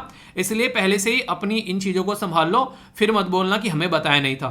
तो ये पुतिन साहब जो है वो ऑलरेडी यहाँ पर बोल चुके हैं। मोटे मोटे तौर पर अगर आप लोग यहाँ पर न्यूक्लियर वेपन की बात करेंगे तो दुनिया में सबसे ज़्यादा न्यूक्लियर मटेरियल आज की डेट में आप लोगों को रसिया के पास में देखने को मिलेगा, 5,977, जबकि यूएसए के पास में 5,428 आप लोग यहाँ पर नजर आएगा, और यहाँ पर रसिया के पास में इससे ज़्यादा है। इस तरीके से समझ सकते हैं। दुनिया में टोटल मिलाकर 9 देश ऐसे हैं जिनके पास में न्यूक्लियर वेपन जो है वो यहाँ पर एक तरीके से बोले जाते हैं। 2 तो रसिया और यूएसए हो गया। तीसरे नंबर पर सबसे ज़्यादा आप लोगों को चाइना देखने को मिलेगा। चौथे नंबर पर आप लोगों को फ्रांस देखने को मिलेगा। 5वें नंबर पर आप लोगों को यूके देखने को मिलेगा। ठीक है, 6ठे नंबर पर आप लोगों को देखने को मिलेगा पाकिस्तान। 7वें नंबर पर आप लोगों 6ठे नंबर पर पाकिस्तान। 7वें नंबर पर आप लोगों को 7वें नंबर पर आप लोगों को इंडिया। 8वें नंबर पर आप लोगों को देखने को मिलेगा इसराइल, और 9वें नंबर पर है आप लोगों के सामने नॉर्थ कोरिया। तो ये डिक्लेयर कर चुके हैं कि इनके पास में न्यूक्लियर वेपन है। इसीलिए यूएसए इतना ताकतवर होते हुए भी यहाँ पर नॉर्थ कोरिया की साइड को नहीं देखता है, वरना अब तक तो इसको मैप में से खत्म कर चुका होता है। यूएसए जितनी बदतमीजी नॉर्थ कोरिया जो है वो यूएसए के सामने आकर करता है। तो ये एक तरीके से डिटरेंस क्रिएट करने का काम यहाँ पर करता है न्यूक्लियर वेपन। हमने न्यूक्लियर वेपन क्यों बनाया? हमको पता है एक साइड में चाइना बैठा है, चाइना न्यूक्लियर वेपन बना चुका है, ऑलरेडी 1962 में वॉर हो चुकी है, तो कल को चलकर ये बदतमीजी काट सकता है। तो इसलिए हमने पहले से ही अपना जो है न्यूक्लियर वेपन बना के रख लिया कि कल को चलकर अगर कोई ऐसी हरकतें करेगा तो हम भी भाई साहब देख लेंगे, हम भी पीछे हटने वाले नहीं है। तो मरता क्या ना करता, अगर तुम हमारे ऊपर फेंकोगे तो हम भी मरते मरते तुमको बर्बाद करते ही जाएंगे, हम तो डूबेंगे सनम, तुमको भी ले डूबेंगे। तो वो वाली पॉलिसी है इंडिया की, यानी कि जब तक तुम हमारे ऊपर नहीं फेंकोगे तब तक हम तुमको टच भी नहीं करेंगे, पर लेकिन अगर तुमने यूज कर लिया तो फिर उसके बाद में हम तुमको ऐसा करेंगे, तुम कभी किसी के ऊपर यूज करने लायक नहीं बचोगे। तो इंडिया की ये पॉलिसी है। सोचो, हिरोशिमा और नागासाकी पर बॉम्ब गिराए गए, उसकी कहानी आज तक हम लोग पढ़ते हैं। अगर इंडिया भी अपने इस तरीके से सिस्टम को गिराने के ऊपर आ गया तो कुछ कम नहीं है हमारे पास भी, अगर हम लोग यहाँ पर बातें करने लगे। तो आप लोग यहाँ पर समझ सकते हैं, तो ये ऐसा सिस्टम है जिसके ऊपर काम किया जाता है और बार बार बुलाता है कि हमको डिसआर्मामेंट करना चाहिए, यानी कि एक तरीके से हम लोग को जो न्यूक्लियर वेपन है उनको खत्म करना चाहिए। ठीक है, क्वेश्चन भी आप लोगों के सामने अटेम्प्ट करिएगा, इसको राइट करने की कोशिश कीजिएगा। बात की जा रही है कि what is the nuclear डिसआर्मामेंट and what is India stand on this, यानी कि एक्सप्लेन करना है कि इंडिया इसके बारे में क्या सोचता है। इंटरेस्टिंग चीज क्या है यहाँ पर, आज के डेट में जो वेस्टर्न वर्ल्ड है ना, ये जो अमीर देश है यहाँ पर, ये कहते हैं कि दुनिया में न्यूक्लियर वेपन बनाने से लोगों को रोको। ठीक है, यानी कि लोगों को रोको, पर तुमने जो रख रखे हैं तुम उसमें कमी कुछ मत कर देना, यानी कि तुम तो अपने जो रखे हुए उसको भी कम करने के लिए तैयार नहीं हो और दुनिया बना रही है तो उसको रोकने के लिए तैयार हो। ईरान देखिए, ईरान के पीछे शाम दाम दंड भेद लगा दिया ईरान न्यूक्लियर डील लाकर कि इसको वेपन नहीं बनाने देना है। तो यहां से आप लोग अंदाजा लगा सकते हैं कि ये कितनी दोगली पॉलिसी यहां पर फॉलो करते हुए नजर आते हैं। अभी ये तो हो गया बेसिकली इसकी कहानी, जो कि आप लोगों को पता होनी चाहिए। ये क्वेश्चन भी आप लोगों से बन सकता है कि कौन कौन सी कंट्री न्यूक्लियर पावर कंट्री आज की डेट में कहलाती है। अब थोड़ा सा डर्टी बम के बारे में मैं आप लोगों को बता देता हूँ। देखने में गंदा नहीं है, यहाँ पर ये काम गंदा करता है। ठीक है, डर्टी बम जो है यहाँ पर अगर बात की जाए इसके बारे में, तो ये कोई ऐसा नहीं कि न्यूक्लियर वेपन है। यहाँ पर ये बॉम्ब है जिसमें से जो बॉम्ब का जो है धमाका जो है वो तो आप लोगों को कम देखने, वो धमाका तो आप लोगों को ज्यादा देखने को मिलेगा, यानी कि चीजों को तोड़ने के लिए इसका इस्तेमाल किया जाता है। जैसे किसी साइट को ब्लास्ट कर दिया, किसी बिल्डिंग को ब्लास्ट कर दिया।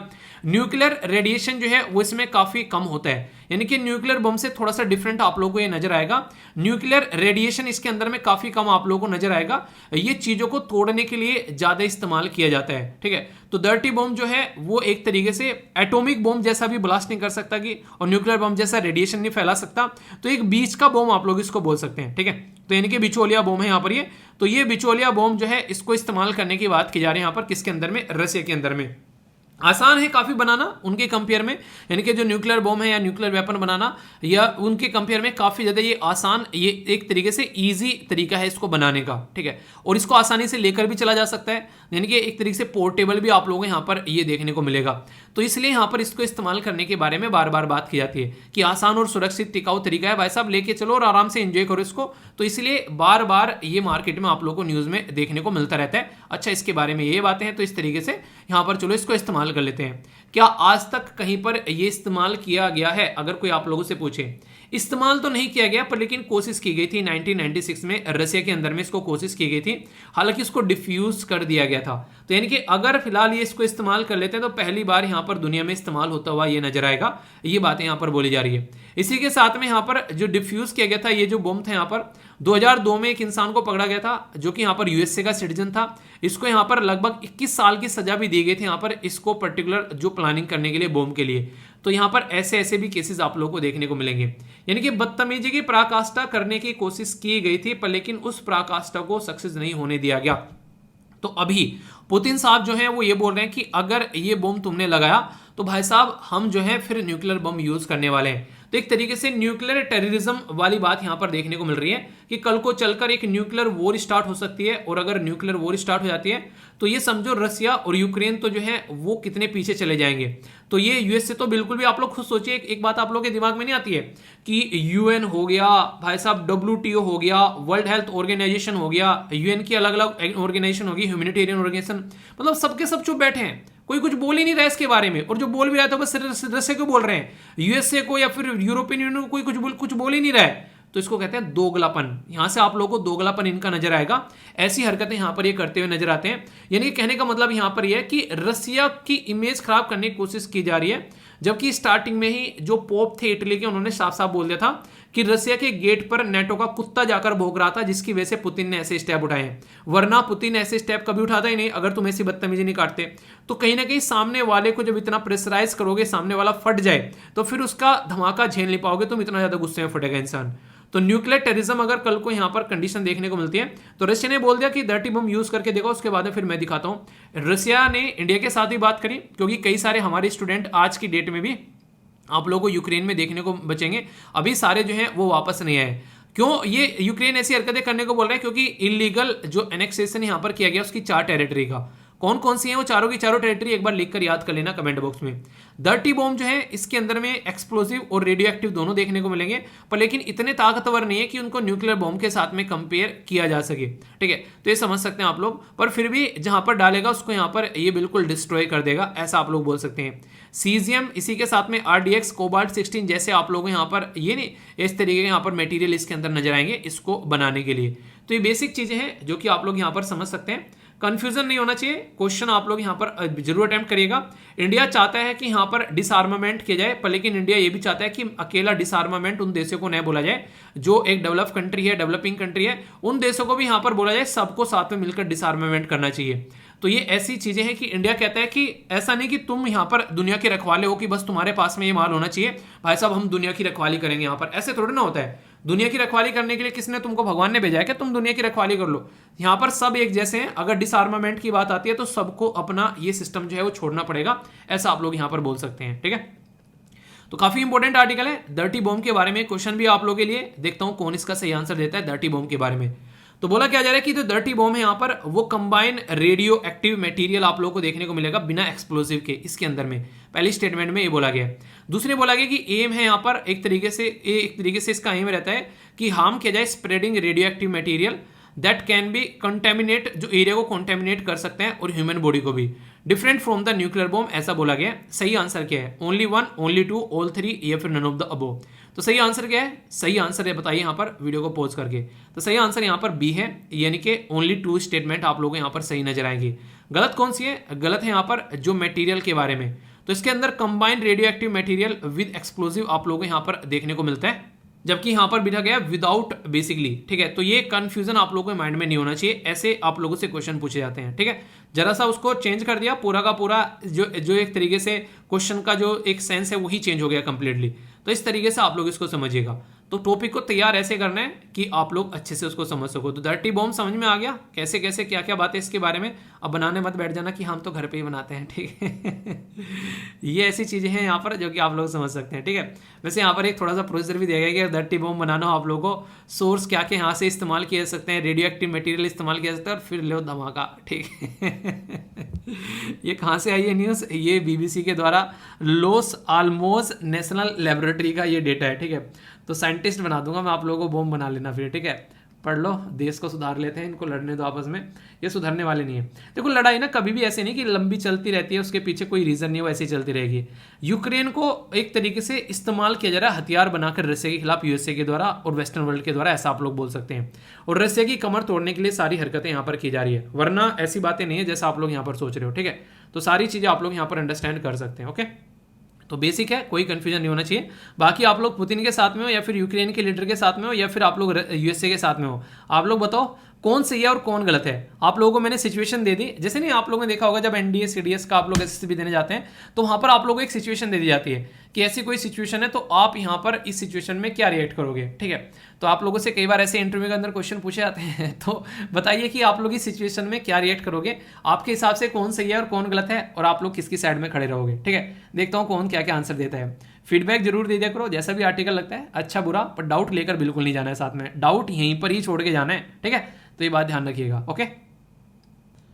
हमारे देश में 2 नए तट यानी कि जो बीच हैं उनको ब्लू फ्लैग सर्टिफिकेशन दे दिया गया। इस खुशी में प्राइम मिनिस्टर मोदी जी के द्वारा और हमारे देश के जो एनवायरमेंट मिनिस्टर हैं भूपेंद्र यादव जी के द्वारा सबको बधाई दी गई। यहाँ पर ये 2 बीच जो हैं वो कहाँ से आते हैं? दोनों के दोनों बीच जो हैं वो लक्षद्वीप से आते हैं।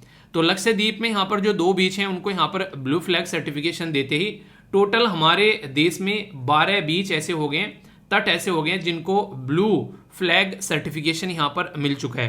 तो यहाँ पर इसका मतलब ये था कि इंटरनेशनल लेवल पर इसको रिकॉग्नाइज किया जा रहा है, ठीक है। यानी कि इंटरनेशनल लेवल पर भी बोला जा रहा है कि हमारे जो तट हैं वो काफ़ी ज़्यादा स्वच्छ हैं, ऐसा आप लोग बोल सकते हैं। क्या क्या है यहाँ पर, एक तो है यहाँ पर मैनिको, जो इसी के साथ में दूसरा यहाँ पर थुंडी बीच, और इसी के साथ में यहाँ पर कदमात बीच, ठीक है। तो ये आप लोगों को देखने को मिलेंगे 2 बीच, तो ये एक हो गया और ये एक का नाम है आप लोगों के सामने, ठीक है। तो अभी मुद्दा क्या है यहाँ पर, ये एक ऐसा आर्टिकल है जहां से काफी इंटरेस्टिंग आप लोगों से क्वेश्चन भी पूछा जा सकता है, और इससे रिलेटेड क्या हमारे देश में भी कोई ऐसी प्रक्रिया है जिसके नाम पर हम लोग यहाँ पर ये सर्टिफिकेशन वगैरह देते हैं, तो ये भी आप लोगों से पूछा जा सकता है। तो सारी बातें एक एक कर मैं आप लोगों से डिस्कस करूंगा, इससे आप लोग चीजों को अच्छे से समझ पाओगे। और कल को अगर कोई क्वेश्चन भी आप लोगों से पूछ ले कि what is blue flag certification of beaches, और एक्सप्लेन करना है, एंड इसके बदले में आप लोग ये बोल सकते हैं कि ये न्यूज में क्यों है, ये भी डिस्कस करिए। न्यूज में क्यों है वो मैंने आप लोगों को बता दिया। अभी कुछ बेसिक कॉन्सेप्ट भी बताता हुआ चलूंगा जहां से काफी प्यारे प्यारे क्वेश्चन भी आप लोगों के बन सकते हैं। सबसे पहले तो यहाँ पर जो ब्लू फ्लैग सर्टिफिकेशन है इसका मतलब क्या है और ये क्यों दिया जाता है। देखिए हमारे देश में आप लोगों को टोटल देखने को मिलेंगे ये अलग अलग एरिया में, गुजरात में 2 हैं। अगर आप लोग गुजरात से आते हैं तो कम से कम ये 2 आप लोग जरूर याद रखिएगा, क्वेश्चन आप लोगों से यहाँ पर बन सकते हैं। टोटल आप लोग यहाँ पर देखते हैं, आप लोगों के सामने कोई भी कंफ्यूजन इसको लेकर नहीं होना चाहिए। कई बार ऐसे क्वेश्चन भी आप लोगों से पूछ लिए जाते हैं कि इसके बारे में आप लोग बता दीजिए, ठीक है। तो यहाँ पर एक तरीके से देखिए, यहाँ पर उड़ीसा हो गया, गुजरात हो गया, केरला हो गया, दीव हो गया, अंडमान निकोबार, इसी के साथ में कर्नाटका, आंध्र प्रदेश, तमिलनाडु और पुदुचेरी। तो टोटल ये बेसिकली दमन एंड दीव वाला जो एरिया है ना, वहां पर आप लोगों को देखने को मिल रहा है। गुजरात नहीं, मतलब दूसरा ये दीव में है। बेसिकली एक तरीके से आप लोग बोल सकते हैं कि ये टेरिटरी है जो एक यूनियन टेरिटरी है, पर गुजरात के पास में है, तो हल्का सा याद रखिएगा, ठीक है। अभी यहाँ पर मुद्दा क्या है, तो 10 तो ऑलरेडी आप लोगों के सामने स्क्रीन पर ये छपे हुए हैं, तो अभी 2 नए और आप लोगों की लिस्ट में ऐड हो गए हैं। टोटल मिलाकर 12 हमारे देश में अब बीच ऐसे हो गए हैं, ठीक है। तो सबसे पहले तो एक इंपॉर्टेंट पॉइंट आप लोग याद रखिएगा, यानी कि अगर आप लोगों को घूमने जाना है तो 12 ऐसे तट हैं जहां पर जाकर आप लोग लाइफ को एंजॉय कर सकते हो। बड़ा ही साफ सुथरा आप लोगों को देखने को यहां पर मिलेगा, मतलब एंजॉय कर पाओगे, कोई गंदगी नहीं होगी, पॉलिथीन वगैरह, बोतलें वगैरह, वो सारी जो नॉर्मल आप लोगों को देखने को मिलता है ना। अगर आप लोग बनारस जाते हो तो बनारस घाट पे कई बार देखते हो, या फिर किसी भी ऐसे एरिया में आप लोग जाते हो तो वहां पर काफी सारी दिक्कतें आप लोगों को देखने को मिलती हैं जो नॉर्मल घाट होते हैं, नदियों के किनारे की बात कर रहा हूं। पर लेकिन जब इन 12 बीचेस पर आप लोग जाओगे, क्या कभी आप लोगों में से गया है कोई बीच, मतलब जो कोस्टल एरिया से नहीं आता है, आप लोगों ने देखा है कभी कोई साफ सुथरा? अगर आप लोगों को रेटिंग देने के लिए बोलो तो आप लोग सबसे अच्छी रेटिंग किसको दोगे, बताना। ये क्यों दिया जाता है? ये इसलिए दिया जाता है ताकि एक तो इन्वायरमेंट के बारे में लोगों को इन्फॉर्म किया जा सके, एजुकेट किया जा सके, क्योंकि बीच जितने साफ सुथरे रहेंगे उतनी ही ज्यादा चीजें आप लोगों को अच्छी देखने को मिलेगी। और सबसे बड़ी बात क्या है, यहाँ पर टूरिस्ट डेस्टिनेशन के तौर पर हम लोग इसको डेवलप कर पाएंगे, ऐसा आप लोग यहाँ पर बोल सकते हैं। यानी कि लोग जो है वहां पर आएंगे तो लोकल एरिया में काफी ज्यादा फायदा होगा। इसी के साथ में पानी की जो क्वालिटी है, पहला तो हो गया बेसिकली आप लोग बोल सकते हैं कि एजुकेशन, यानी कि अवेयरनेस के पॉइंट ऑफ व्यू से हो गया बेसिकली यहाँ पर, ठीक है। तो एजुकेशन आप लोग बोल सकते हैं। दूसरा जो इंपॉर्टेंट पॉइंट है वो आप लोगों को वाटर की क्वालिटी के बारे में बात की जाती है, यानी कि वाटर की क्वालिटी यहाँ पर अच्छी रहेगी अगर हम लोग एक तरीके से गलत इस तरीके की हरकतें नहीं करेंगे जो कोस्टल एरिया में जाकर। तीसरा इंपॉर्टेंट पॉइंट आप लोग बोल सकते हैं कि कहीं ना कहीं हम लोग इन्वायरमेंट को मैनेज कर पाएंगे और कंजर्व कर पाएंगे यहाँ पर। तो इन्वायरमेंट को मैनेज और कंजर्व करना, तो एक तरीके से जो आप लोग बोलते हैं ना सस्टेनेबल डेवलपमेंट गोल में, बताइए कौन सा सस्टेनेबल डेवलपमेंट गोल है जिसमें बोलते हैं कि लाइफ बिलो वाटर, यानी कि पानी के अंदर लाइफ, तो उसको भी हम लोग सेव कर पाएंगे, ठीक है। और इसी के साथ में यहाँ पर सेफ्टी के बारे में जब ध्यान रखेंगे हम लोग यहाँ पर, तो बहुत सारी बीमारियां भी फैलने से बचेगी। और इसी के साथ में जो किनारे पर जो भी हम लोग डेवलपमेंट करते हैं तो वो भी हम लोग ऐसा करना चाहिए जो कि इन्वायरमेंट फ्रेंडली हो। तो इसके चलते यहाँ पर ये पर्टिकुलर सर्टिफिकेशन आप लोगों के सामने यहाँ पर निकल कर आता है। तो भूपेंद्र यादव जी के द्वारा ट्विटर पर इसको पोस्ट किया गया कि 2 नए बीच जो हैं उनको इको फ्रेंडली सर्टिफिकेशन मिल चुका है यहाँ पर। तो इसके चलते ब्लू फ्लैग सर्टिफिकेशन के बारे में आप लोगों से क्वेश्चन पूछा जा सकता है। इंटरेस्टिंग चीज बताऊं आप लोगों को, ग्लोबली अगर आप लोग बातों को डिस्कस करोगे, देखोगे तो टोटल मिलाकर 33 ऐसे क्राइटेरिया हैं जिनको 4 कैटेगरी में डिवाइड किया गया है। यानी कि टोटल मिलाकर ऐसे 33 क्राइटेरिया हैं कि हाँ कैसा बीच होना चाहिए वहां पर, जैसा मैंने बताया ना कि पॉलिथीन वॉलिथीन नहीं करनी है, कोई गंदगी वहां पर नहीं फैलानी है, वो सब चीजें। तो उसके टोटल मिलाकर 33 क्राइटेरिया आप लोगों को यहाँ पर देखने को मिलेंगे। पर इनको 4 जगह बांटा गया यहाँ पर कि वाटर क्वालिटी ऐसी होनी चाहिए ताकि लोग नहा सके, वहां पर जाकर इंजॉय कर सके पानी के साथ में। ऐसा नहीं कि पानी बिल्कुल काला हो रखा है, गंदा हो रखा है। तो ये 4 क्राइटेरिया आप लोगों के सामने है जो यहाँ पर भी लिखे हुए थे, जो मैंने आप लोगों को अभी बताया यहाँ पर। तो ये चारों के चारों क्राइटेरिया के अंदर 33 क्राइटेरिया आप लोग यहाँ पर नजर आते हैं। और ये बेसिकली लेबल जो है किसके द्वारा, foundation for environment education in Denmark, Denmark में यहाँ पर ये चीज़ें स्टार्ट की गई कि हाँ यार ऐसा कुछ करना है, इन्वायरमेंट को ध्यान में रखना है, कोई भी इन्वायरमेंट को खराब करे तो उसको यहाँ पर रोकना है। तो ब्लू फ्लैग सर्टिफिकेशन प्रोग्राम जो यहाँ पर बेसिकली इंटरनेशनल और non governmental non profit organisation आप लोगों को देखने को मिलेगी। ये फाउंडेशन फॉर इन्वायरमेंटल एजुकेशन जो यहाँ पर आप लोग देखेगा ये इसको ऑर्गेनाइज कराता है, जिसको FEE आप लोग बोलते हो, ठीक है। यानी कि ये एक ऐसी चीज है जिसके बेस पर हम लोग बोल सकते हैं कि कोई ना कोई है ध्यान रखने वाला हमारे तटों का भी। ये 1985 में स्टार्ट की गई थी। 1985 में अगर यहाँ पर ये स्टार्ट की गई, और याद रखिएगा 1885 में यहाँ पर बेसिकली एक तरीके से 100 साल पहले कांग्रेस स्टार्ट की गई थी। कई बार क्वेश्चन पूछ जाते हैं कांग्रेस पॉलिटिकल पार्टी के बारे में, ठीक है, बेसिकली क्योंकि वो हिस्ट्री का जो फ्रीडम स्ट्रगल मूवमेंट है उसके साथ में कनेक्टेड थी। तो कभी भी कोई ऐसी डेट आया करे जो कि आप लोग याद रखते हैं, उसके साथ में कुछ और भी आप लोग ऐड कर सकते हैं याद रखने के लिए, ठीक है। इसको फिर आगे इंप्लीमेंट किया गया यूरोप में 1987 यानी कि 1987 से, तो याद रखिएगा। और आउटसाइड यूरोप इसको इंप्लीमेंट किया गया 2001 में, और फिर यहाँ पर आगे चलकर यहाँ पर साउथ अफ्रीका के द्वारा जो ज्वाइन किया तब से, ठीक है। तो ये काफी इंपॉर्टेंट है, यानी कि ऐसा नहीं कि झट मंगनी पट बिहा हो गया, एक एक करके यहाँ पर आराम आराम से लोग सामने आए और उनके द्वारा चीजों को ज्वाइन करना स्टार्ट किया गया। तो इसके चलते आप लोग समझ सकते हैं कि ये जब भी कोई बीच का नाम ऐसे आता है तो वो एक प्राउड मूवमेंट आप लोग यहाँ पर बोल सकते हैं। तो इस तरीके से आप लोग समझ सकते हैं। तो जो बीचेज होते हैं, जैसा मैंने बताया यहाँ पर जो भी बीच है वो नीट एंड क्लीन होना चाहिए, कोस्टल इन्वायरमेंट का अच्छा ध्यान रखना चाहिए, जिसको ये सर्टिफिकेशन दिया जाता है। और इसका मतलब ये है कि जिसको भी ये सर्टिफिकेट मिल चुका है वो 100% वो 33 क्राइटेरिया जो रखे गए हैं उनको फॉलो कर चुका है, तभी जाकर ये सर्टिफिकेट मिलेगा, वरना ये सर्टिफिकेट नहीं दिया जाएगा। यानी कि कहने का मतलब है कि सब पार्टिसिपेट करते हैं। इसी के साथ में यहाँ पर जो ये पर्टिकुलर जो ये सर्टिफिकेट दिया जाता है, United Nation Environment Programme, United Nation World Tourism Organisation, Denmark based जो FEE NGO जिसके बारे में मैंने बताया, और International Union for Conservation of Nature, ये सारे मिलकर यहाँ पर काम करते हैं, तब जाकर यहाँ पर ये सर्टिफिकेट मिलते हैं। यानी कि समझो कि यूपीएससी का इंटरव्यू लेने के लिए पैनल बैठते हैं ना, जैसे इसमें 5 मेंबर आप लोगों को देखने को मिलते हैं, ऐसे ही यहाँ पर ये जो पर्टिकुलर है इसके अंदर में आप लोगों को ये पैनल देखने को मिलेगा। ये डिसाइड करता है कि ऐसा कुछ यहाँ पर होना चाहिए या फिर नहीं होना चाहिए, ठीक है। तो इतना तो कहानी मैंने आप लोगों को सुना दी। अब एक इंटरेस्टिंग कहानी आप लोगों के सामने निकल कर आती है, वो ये है कि ये तो इंटरनेशनल लेवल का सर्टिफिकेट हो गया कि हम लोग यहाँ पर सर्टिफिकेट दे रहे हैं, जिसके बेस पर हम लोग बोल दे रहे हैं कि ये सारे के सारे जो बीच हैं ये बहुत ही क्लीन है। तो ये इंटरनेशनल लेवल का एक इंस्टीट्यूशन आप लोग इसको बोल सकते हैं। क्या हमारे देश में भी ऐसा कोई व्यवस्था हम लोगों ने कर रखी है कि पहले लोकल एरिया में ही हम लोग बोल रहे हैं कि हाँ भाई साहब हम लोगों ने बहुत अच्छा काम कर रखा है, ऐसा कुछ है हमारे देश में? तो वो आप लोग जरूर याद रखिएगा। वो क्या है उसको याद रखिएगा, उसको बोलते हैं BEAMS,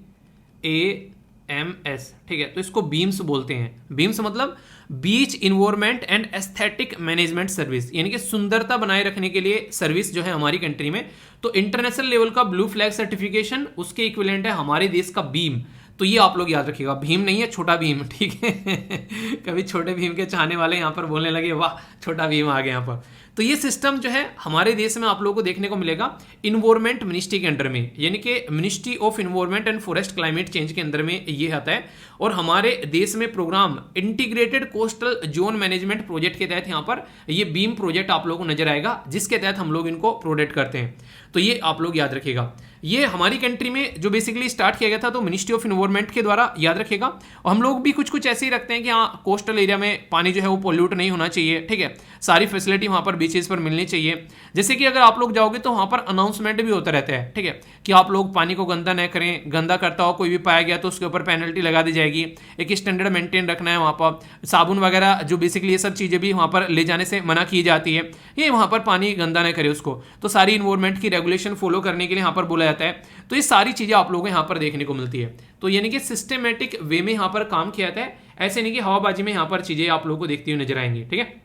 तो ये बेसिक चीजें हो गई जिसके बारे में आप लोगों को पता होना चाहिए, और कल को कोई क्वेश्चन भी पूछे तो आप लोगों को इसके बारे में आइडिया होना चाहिए। तो ये तो आप लोगों के सामने यहाँ पर क्वेश्चन था। अभी मैं आप लोगों को देखूंगा कि आर्टिकल कितने अच्छे से आप लोगों ने सुना है, ठीक है। बाकी उसके लिए क्वेश्चन है आप लोगों को यहाँ पर चेक करने के लिए, तो ये चेक मैं आप लोग करने जा रहा हूँ। अब तो कौन बनेगा करोड़पति स्टार्ट हो चुका है आप लोगों का। बीम्स इनिशिएटिव के बारे में यहाँ पर सबसे पहला क्वेश्चन है आप लोगों के सामने। सबसे पहले इनके बारे में बात की जा रही है कि कैसे आप लोगों को पोल्यूशन को कम करना है, पहली स्टेटमेंट ये बोला गया। दूसरा, आप लोगों को यहाँ पर प्रमोट करना है सस्टेनेबल डेवलपमेंट, ताकि चीजें अच्छे लेवल पर चल सके।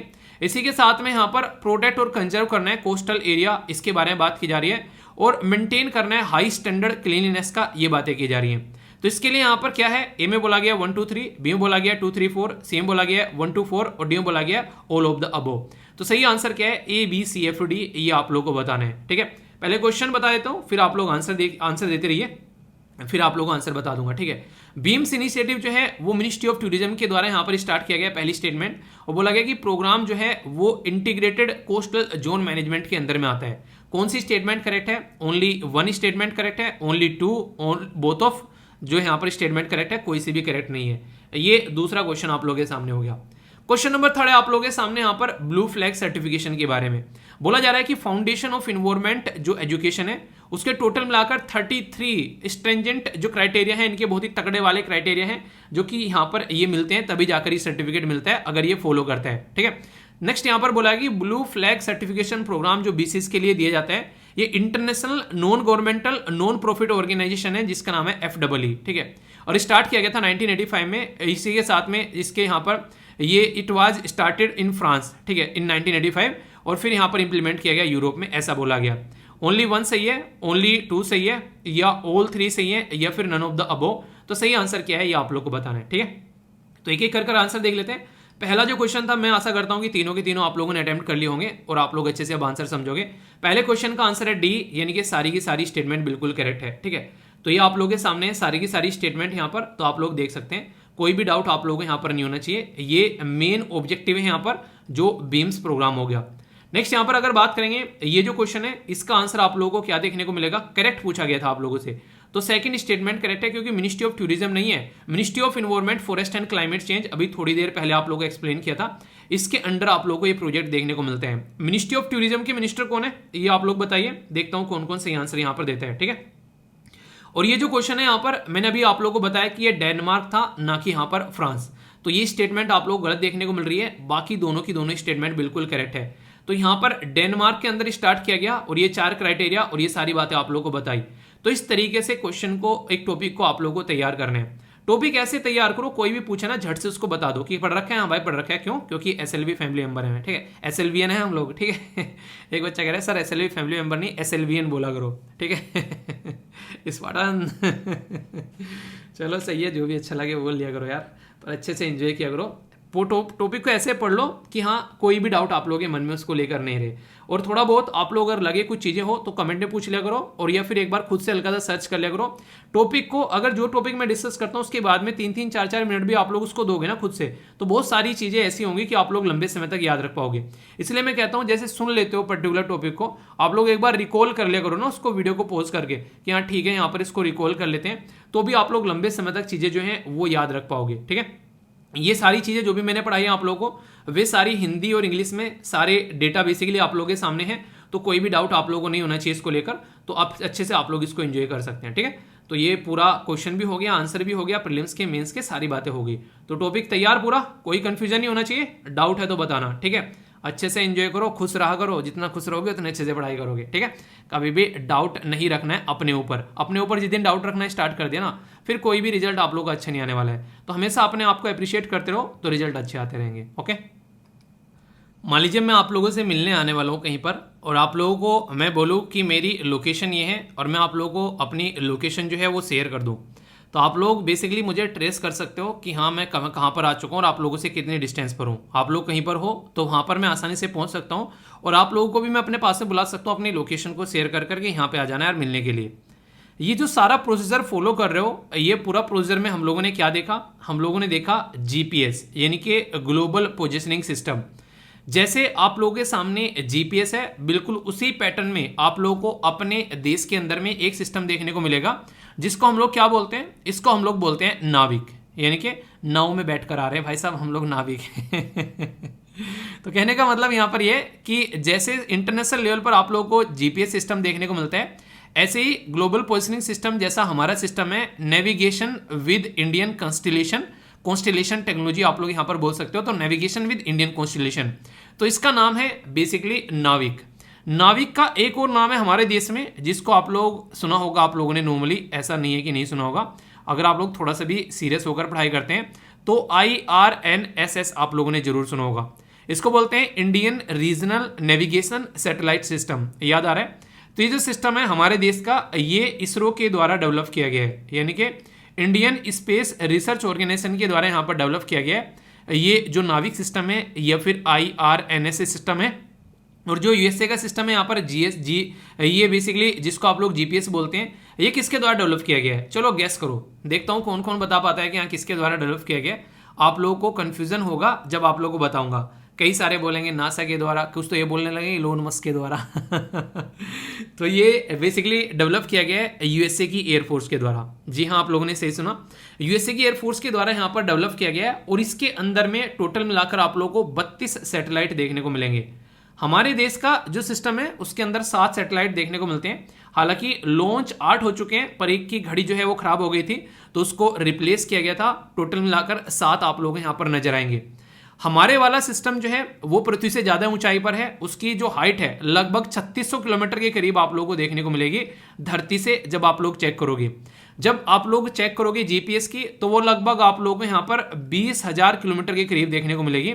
यानी कि हमारा वाला जो है वो यहाँ से लगभग 16,000 किलोमीटर ऊपर आप लोगों को नजर आएगा। जीपीएस के बारे में बात करें तो कहीं पर भी कोई डेटा अवेलेबल नहीं है कि यहाँ पर इसको मिलिट्री के लिए यूज किया जाता है क्या। नॉर्मल जनरल पब्लिक के लिए आप लोग इसको यूज करते हुए नजर आएंगे। पर लेकिन अगर आप लोग बात करेंगे इंडिया में, तो हमारी कंट्री में स्पेसिफिकली यहाँ पर मिलिट्री के लिए भी इसको इस्तेमाल करने की बात हम लोग बोलते हैं कि हाँ, मिलिट्री के लिए भी हम लोग इसको इस्तेमाल करेंगे। अगर आप लोग यहाँ पर बात करें ये कितना प्रिसाइज है, तो जीपीएस जो है वो लगभग 5 मीटर के एरिया तक आप लोग इसको प्रिसाइज कर सकते हैं।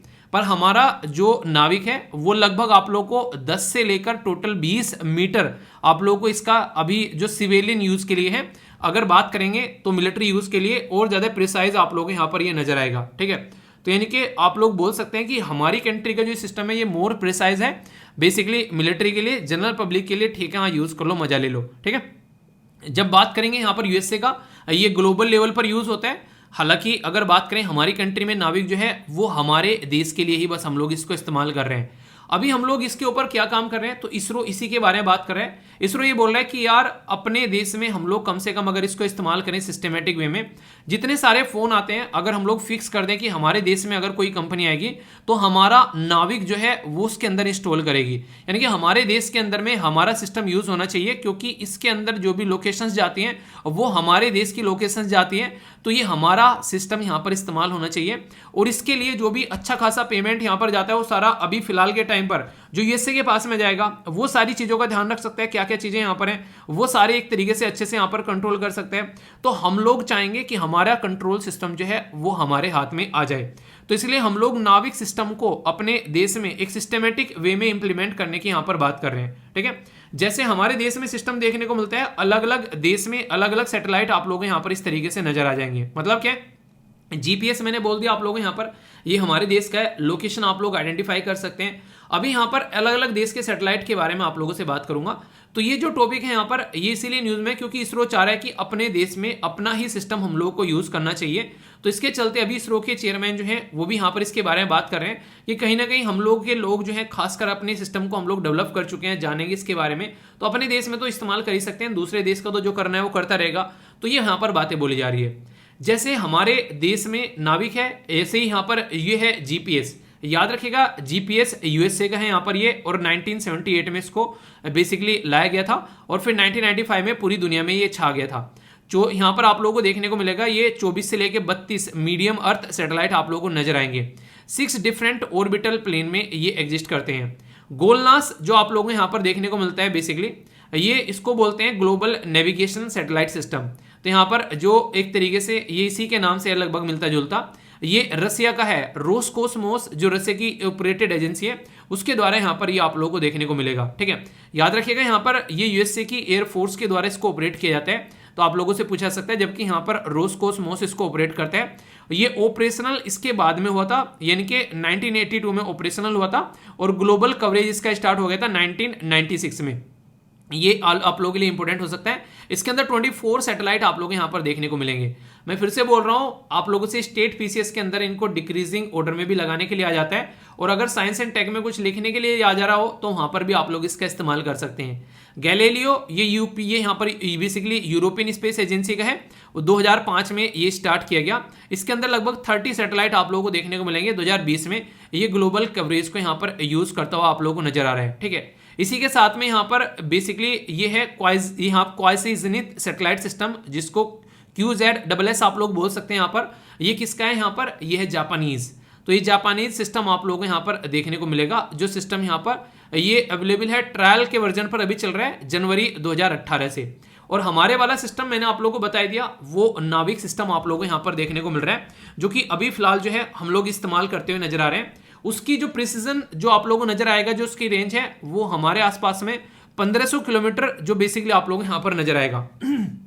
इसके ऊपर क्वेश्चन भी आप लोगों से पूछा जा चुका है। तो स्टैंडर्ड पोजिशनिंग सर्विस जो है बेसिकली आप लोगों को यहाँ पर ये बताता है यूजर के लिए। इसके अंदर 7 एक्टिव सैटेलाइट हैं, और जो 7 एक्टिव सैटेलाइट मैंने आप लोगों को यहाँ पर बताए हैं, उसमें से आप लोगों को यहाँ पर जो सैटेलाइट नजर आएंगे वो बेसिकली जो आप लोगों को 3 सैटेलाइट जो हैं वो आप लोगों को देखने को मिलेंगे जियो स्टेशनरी पोजीशन में नजर आएंगे, और बाकी के जो 4 सैटेलाइट हैं वो आप लोगों को यहाँ पर जियो सिंक्रोनस वे में आप लोगों को यहाँ पर नजर आएंगे। यानी कि अलग अलग तरीके से आप लोगों को यहाँ पर आसानी से जो लोकेशन है वो आप लोगों को आइडेंटिफाई करते हुए यहाँ पर नजर आएंगे, जिससे कि आप लोग किसी भी चीज को बड़े ही आसानी से आइडेंटिफाई कर पाओगे। अच्छा, चाइना का रह गया ना, चाइना का सिस्टम आप लोगों को यहाँ पर देखने को मिलेगा, जिसका नाम रखा गया बाइडू। ठीक है, तो बिडू या फिर बाइडू आप लोग जो भी याद रखें। यहाँ पर 29 सैटेलाइट आप लोगों को यहाँ पर इसके देखने को मिलेंगे। ये 2000 से स्टार्ट किया गया था, लॉन्च किया गया था। अभी यहाँ पर ये काम कर रहा है काफी अच्छे से। तो चाइना भी यहाँ पर एक तरीके से फील्ड में उतर चुका है यहाँ पर अपने सिस्टम के साथ में। तो ये बेसिक आप लोगों के सामने इन्फॉर्मेशन है जो कि आप लोग रख सकते हैं।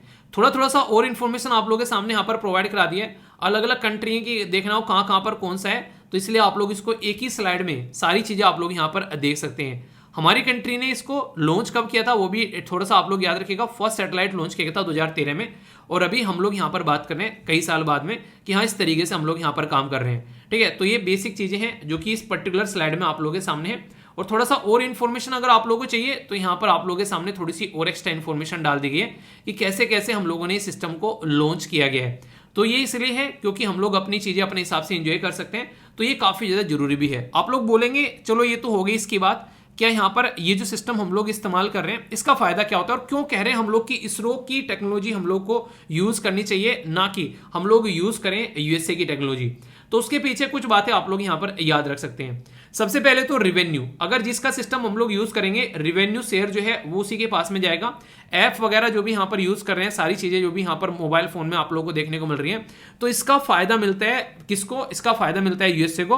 अपना यूज करेंगे तो हम लोग अपने ही देश में यहाँ पर आएंगे और इसी के साथ में एक कॉम्पिटिशन ही बनेगा। तो इसके चलते क्या रहेगा, इनकी सर्विस और इंप्रूवमेंट होगी जब मार्केट में कंपटीशन आएगा यहाँ पर। ठीक है, इसी के साथ में टेक्नोलॉजी के फील्ड में नया इनोवेशन आप लोगों को यहाँ पर देखने को मिलेगा। हम अच्छे लेवल पर प्रोग्रेस करते हुए नजर आएंगे, वेस्ट कंट्री के ऊपर डिपेंडेंट होते हुए नहीं नजर आएंगे। अभी आप लोगों ने देखा रसिया की इंसल्ट करने की कोशिश की जा रही है टेक्नोलॉजी के नाम पर। यूक्रेन के सामने ये बोल रहे हैं कि 8-9 महीने हो गए कि यूक्रेन के सामने टिका हुआ है, यूक्रेन रसिया के सामने टिका हुआ है। रसिया की टेक्नोलॉजी बिल्कुल भी काम की नहीं है, यानी कि रसिया की इमेज खराब की जा रही है ताकि दुनिया की जो कंट्री है रसिया से डिफेंस सिस्टम न खरीदे, जबकि पूरा का पूरा वेस्टर्न वर्ल्ड जो है, सारी यूरोप की कंट्री बड़ी बड़ी और इसी के साथ में यूएसए दबाकर यूक्रेन को अपना सपोर्ट प्रोवाइड करा रहा है। इसलिए यूक्रेन के सामने जो है इसलिए यूक्रेन जो है वो रसिया के सामने टिका हुआ है। तो इंटरनेशनल लेवल पर इमेज खराब कर कर सामने वाले का बिजनेस बर्बाद करने का ये जो ट्रिक है ये काफी लार्ज स्केल पर आप लोगों को देखने को मिलेगा। तो ये सिस्टम है जो कि यहाँ पर कहीं ना कहीं इमेज खराब करते हुए यहाँ पर नजर आते हैं। तो इसलिए यहाँ पर कहीं ना कहीं आप लोग बोल सकते हैं कि हम लोग अपना सिस्टम अच्छे से इस्तेमाल करेंगे तो हमारे सिस्टम के ऊपर हमारी ट्रस्ट बढ़ेगा और इंटरऑपरेबिलिटी भी यहाँ पर हो सकेगी। यानी कहीं ना कहीं आप लोग बोल सकते हैं कि दो चीजें आप लोगों के सामने नजर आएंगी तो आसानी से आप लोग काम कर सकते हैं। अपनी कंट्री का सिक्योर रहेगा, अपने हिसाब से काम करेंगे। हमारी इसरो के पास में इसका सिस्टम है, जबकि यहाँ पर यूएसए की एयरफोर्स के पास में सिस्टम है। तो यानी कि एक तरीके से वो एक गलत हाथों में है, अगर देखा जाए तो एयरफोर्स के पास में है, एक सिविल एडमिनिस्ट्रेशन के पास में आप लोग को देखने को नहीं मिलेगा। तो ऐसे आप लोग समझ सकते हैं। ठीक है, तो इस तरीके से अगर कल को हम लोग काम करना स्टार्ट करेंगे तो अपने हिसाब से अपनी चीज़ों को हम लोग टैकल कर पाएंगे। तो ये काफ़ी इंपॉर्टेंट आप लोगों को यहाँ पर देखने को मिलेगा, जो कि आप लोग चीज़ें समझ सकते हैं। हमारा सिस्टम जो आप लोगों को यहाँ पर देखने को मिल रहा है, इसके अंदर हम लोग आप लोगों को देखने को मिलेगा एल बैंड यूज़ करते हुए नजर आते हैं। यानी कि जो एल फ्रीक्वेंसी है इसमें L1 L2 L5 करके बोल देते हैं, यानी कि चीज़ों को ट्रेस करने के लिए, इसकी हेल्थ को चेक करने के लिए और एक्यूरेसी को इंप्रूव करने के लिए यहाँ पर आप लोगों को ये सारी चीज़ें नजर आती हैं। क्या ये टॉपिक इंपॉर्टेंट है तो वो आप लोग यहाँ से समझ सकते हैं। 2018 में यूपीएससी के द्वारा यहाँ से डायरेक्ट क्वेश्चन आप लोगों के सामने पूछा गया, जो कि आप लोगों से एग्जाम में क्वेश्चन बने तो कंफ्यूजन आप लोगों को नहीं होना चाहिए। बोला क्या जा रहा है यहाँ पर, बोला गया कि Indian regional navigation satellite system के बारे में क्वेश्चन पूछा गया और बोला गया कि कौन सी स्टेटमेंट करेक्ट है आप लोगों को बतानी है।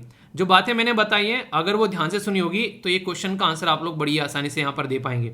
बोला गया कि IRNSS जो है इसके अंदर 3 सैटेलाइट हैं जो कि जियो सिंक्रोनस है, जियो स्टेशनरी है और 4 सैटेलाइट जियो सिंक्रोनस है। जो मैंने बताया आप लोगों को बिल्कुल करेक्ट है। बोला गया कि ये है एंटायर इंडिया को कवर करता है, अबाउट 5500 ये किलोमीटर आप लोगों को देखने को मिलेगा। नेक्स्ट यहाँ पर बोला गया कि फुल ग्लोबल कवरेज है यहाँ पर हमारा हो चुका है 2019 से। कौन सी स्टेटमेंट करेक्ट है, ओनली 1, 1 और 2, 2 और 3 या फिर नन। तो सही आंसर आप लोग बताइए। अभी मैंने क्या क्या बातें आप लोगों को बताई है, अगर अच्छे से आप लोगों ने सुना होगा तो एक एक पॉइंट का आंसर जो है बड़ी फ्रीक्वेंसी के साथ में आप लोग दे पाओगे, क्योंकि मैंने सारी बातें आप लोगों को बताई है। 5000 बोला था क्या मैंने, ओनली 1500 बोला था, ये आप लोग यहाँ से समझ सकते हैं। तो कोई भी कंफ्यूजन आप लोगों को नहीं होना चाहिए इस तरीके से। तो क्वेश्चन बने तो पहली स्टेटमेंट, दूसरा अभी तो हम लोग अपने देश में इंप्लीमेंट करने से यार जूझ रहे हैं, दुनिया में क्या इस्तेमाल करने की बात करेंगे। तो ओनली फर्स्ट स्टेटमेंट जो है वो करेक्ट आप लोगों को यहाँ पर देखने को मिलेगी। ठीक है, तो इस तरीके से आप लोग समझ सकते हैं। इंटरेस्टिंग क्वेश्चन है यहाँ पर, GPS USA का है, यहाँ पर गोलनास ये रसिया का है, गैलीलियो यूरोप का है, QZSS ये चाइना का है। सही स्टेटमेंट क्या है, ओनली 1 पेयर सही है, ओनली 2 पेयर सही है, ओनली 3 पेयर सही है या फिर नन ऑफ द अबोव। तो सही आंसर क्या है अगर पूछे आप लोगों से ABCFD ये आप लोगों को बताना है तो बताइए सही आंसर। ये तो कम से कम आंसर बताई दो, इसमें तो इतना मेहनत करने वाली कोई बात ही नहीं है, ये तो बहुत ही डिटेल में अभी आप लोगों को मैंने बताया। ठीक है, तो कोई भी कंफ्यूजन आप लोगों को इसके बारे में नहीं होना चाहिए। तो बताइए आंसर, आंसर क्या है यहाँ पर, आंसर आप लोगों को देखने को मिलेगा इसका वो है C, क्योंकि ये वाला जो है ये मैंने अभी बताया आप लोगों को जापान का है ना कि चाइना का है। चाइना का क्या है बताइए, चाइना का बताइए, चलिए फिर चाइना का क्या है, चाइना का तो याद होना चाहिए ना। इसी के ऊपर आप लोगों से यहाँ पर क्वेश्चन पूछा यूपीएससी ने खुद अपने आप स्वयं, यूपीएससी ने 2018 में क्वेश्चन पूछा कि why is India IRNSS needed, यानी कि हम लोगों को IRNSS की रिक्वायरमेंट क्यों है और ये कैसे हेल्प करता है नेविगेशन के अंदर में। ये बातें आप लोगों से डायरेक्ट यूपीएससी के द्वारा आंसर राइटिंग में क्वेश्चन भी आप लोगों से पूछ लिया गया।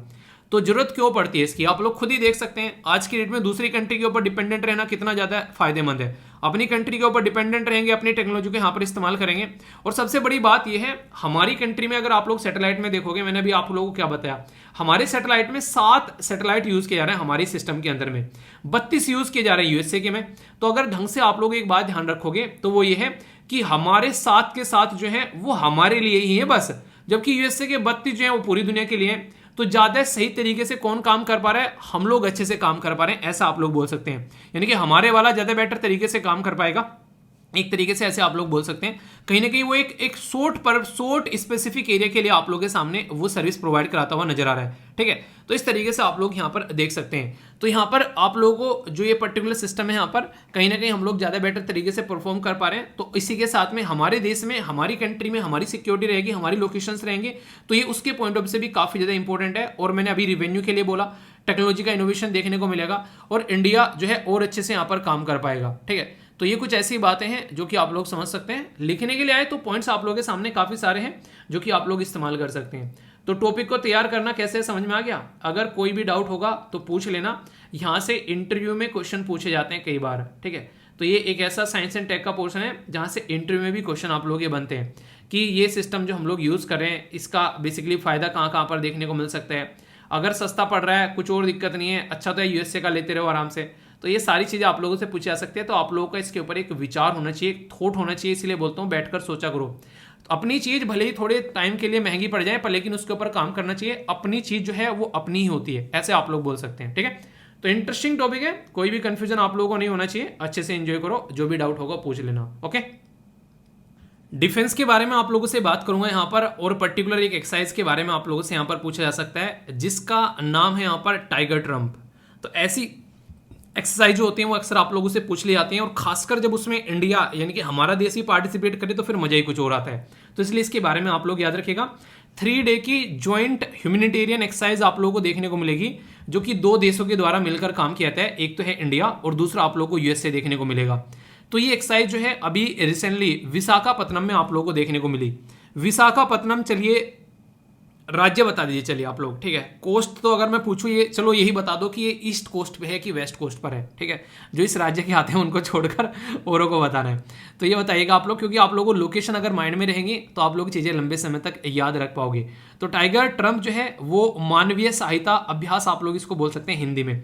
तो ये जो जॉइंट एक्सरसाइज है ये एक एफर्ट है यहाँ पर, कहीं ना कहीं अगर कल को कोई डिजास्टर आता है, डिजास्टर मतलब कहीं पर कोई बाढ़ आती है, कोई सुनामी आती है, कोई अर्थक्वेक आता है, तो उस टाइम पर यहाँ पर किस तरीके से हेल्प प्रोवाइड करानी है।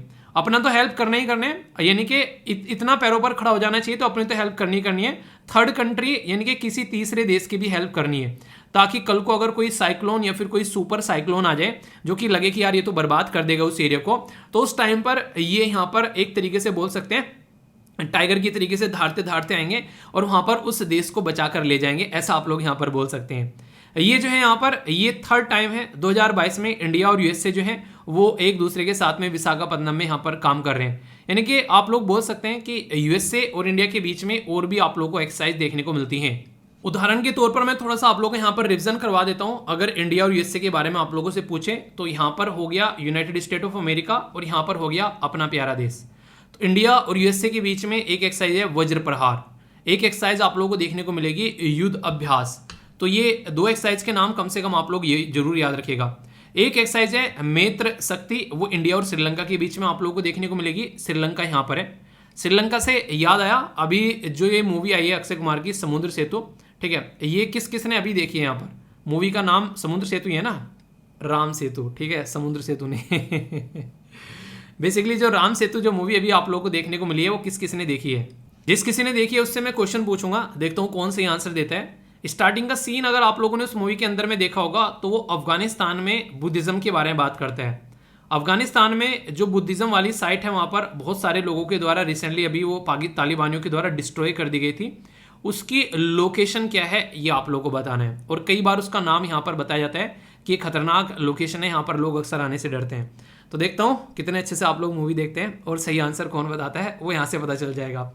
मूवी देखा करो, कोई भी चीज़ एंजॉय किया करो, उसके साथ साथ में थोड़ी सी चीज़ें ऐसी भी रखा करो कि कल को आप लोग उससे कुछ सीख के निकलो वहाँ पर, ठीक है। इतने सारे फैक्ट्स और फिगर आप लोगों को देखने को मिल जाते हैं, तो आप लोग उसके बारे में थोड़ा सा तो आइडिया कम से कम जरूर रखिएगा। तो ये बेसिक है चीज़ें कि वही है कि चीज़ों को समझ समझ कर चलना चाहिए इंसान को। आगे समझ में कोई कन्फ्यूजन नहीं होना चाहिए, कन्फ्यूजन होगा तो उसको दूर करना है। जो भी चीज़ें पढ़ाता रहता हूँ उसका हिंदी में भी आप लोगों को वर्जन मिल जाएगा। अगर आप लोग हिंदी में इंटरेस्टेड हैं तो आप लोग हिंदी में इसको देख सकते हैं। आगे बात करते हैं, ये काफ़ी इंटरेस्टिंग टॉपिक है और ये तो काफ़ी डिटेल में मैंने पढ़ाया था और ये तो मेरे दिल के काफ़ी करीब है, क्योंकि मैंने आप लोगों को बताया कि पॉलिटी के अंदर में जब मैंने आप लोगों को आर्टिकल 370 पढ़ाया था उसके अंदर में मैंने बहुत ही डिटेल में आप लोगों को ये सारी चीज़ें एक्सप्लेन की थी और लाखों में लोग उसको देख चुके हैं। तो आप लोग भी उसको जरूर देखेगा अगर आप लोगों ने नहीं देखा है, और अगर देख रखा है तो कोई दिक्कत ही नहीं है, क्योंकि कॉन्सेप्चुअल क्लैरिटी आप लोगों को उस टॉपिक को लेकर काफ़ी अच्छे से हो जाएगी। अब इसके बारे में बात करते हैं, आखिर क्या मुद्दा है जिसके बारे में आप लोग अच्छे से समझ पाएंगे। पर्टिकुलर डे है आप लोगों के सामने यहाँ पर ये, और ये जो पर्टिकुलर डे है यहाँ पर इसके बारे में बात की जा रही है। किसके बारे में? ये है बेसिकली अभी काफ़ी इंपॉर्टेंट, ठीक है। ये देखो और तेरे इंग्लिश की जगह हिंदी आ गया और हिंदी की जगह इंग्लिश आ गया। उल्टी हेडलाइन कर दी गलती से, कोई नहीं, एक ही बात है, मतलब समझ में आ रहा है ना। एक्सेशन डे के एक्सेशन डे के बारे में बात की जा रही है, जम्मू एंड कश्मीर के बारे में। तो इंपॉर्टेंट है यहाँ पर, आप लोगों से कल को कोई क्वेश्चन पूछ लें कि जो एक्सेशन डे है वो किस दिन सेलिब्रेट किया जाता है, तो 26 अक्टूबर को ये डे सेलिब्रेट किया जाता है हर साल। आखिर क्या हुआ था इस दिन? तो हिस्ट्री थोड़ी सी मैं आप लोगों को बताता हूँ इस दिन क्या हुआ था, जिससे कि आप लोग चीज़ों को समझ सकें। आप लोग अगर एक चीज़ देखें, जब इंडिया और पाकिस्तान जो है वो डिवाइड हो रहे थे तो यहाँ पर कहीं ना कहीं एक तरीके से छूट दे दी गई थी यहाँ पर हमारे देश में राज्य को, कि या तो वो इंडिया में मिल जाएं या फिर वो पाकिस्तान में मिल जाएं, ठीक है। और जिसको इंडिपेंडेंट रहना है वो अपना इंडिपेंडेंट रह सकता है, यानी कि 3 क्राइटेरिया यहाँ पर छोड़ दिए गए। तो उसमें से कई सारे राज्यों ने ये सोचा कि हम लोग इंडिपेंडेंट रह लेते हैं, जिसमें से जम्मू एंड कश्मीर एक आप लोगों को देखने को मिलता है, ऐसे आप लोगों को हैदराबाद देखने को मिलता था। तो कई सारे एरिया ऐसे थे जिन्होंने कोशिश की कि हम लोग इंडिपेंडेंट रह लेते हैं। पाकिस्तान की साइड में आप लोगों को पता है पाकिस्तान और बांग्लादेश जो है वो कंबाइन कर एक देश बन गया, और बाकी को आराम आराम से जो हमारे उस टाइम पर बेसिकली होम मिनिस्टर जी थे तो उनके द्वारा सबको अपने साथ में मिला लिया गया। नाम क्या था उनका? सरदार वल्लभ भाई पटेल जी, ठीक है। तो उनके द्वारा सबको अपने साथ में मिलाया गया, वो भी एक तरीके से कैरेट एंड स्टिक वाली पॉलिसी फॉलो कर, यानी कि कैरेट यानी कि कुछ को लालच दिया गया कि हाँ ये छूट तुमको मिलेगी, और जिसने लालच से काम नहीं चला फिर उसको डंडे से ठीक किया। तो ये पैटर्न फॉलो कर सबको अपने साथ में मिला लिया। पर लेकिन हरि सिंह जो थे वो अपना इंडिपेंडेंट तरीके से एंजॉय करना चाहते थे, वो नहीं चाहते थे कि वो आकर जो है वो इंडिया के साथ में मिले। हरि सिंह वाले एरिया में, जहां पर आप लोग जम्मू एंड कश्मीर वाला एरिया बेसिकली बोल सकते हैं, एक बड़ी प्रॉब्लम क्या थी कि राजा तो थे वो हिंदू, पर लेकिन जो मैक्सिमम पॉपुलेशन थी वो आप लोगों वहां पर मुस्लिम नजर आती थी। तो ये प्रॉब्लम यहां पर देखने को मिल रही थी। जबकि हैदराबाद वाले रीजन में वहां पर आप लोगों को अपोजिट था, राजा थे मुस्लिम और वहां पर जो जनता थी मैक्सिमम वो आप लोगों को हिंदू देखने को मिलती थी। तो कुछ ऐसे इश्यूज यहां पर नजर आ रहे थे। तो हरि सिंह वाला जो एरिया है यहाँ पर, जब यहाँ पर लगा कि अकेले रहना है, तो पाकिस्तान को ये बात जो है वो रास नहीं आई।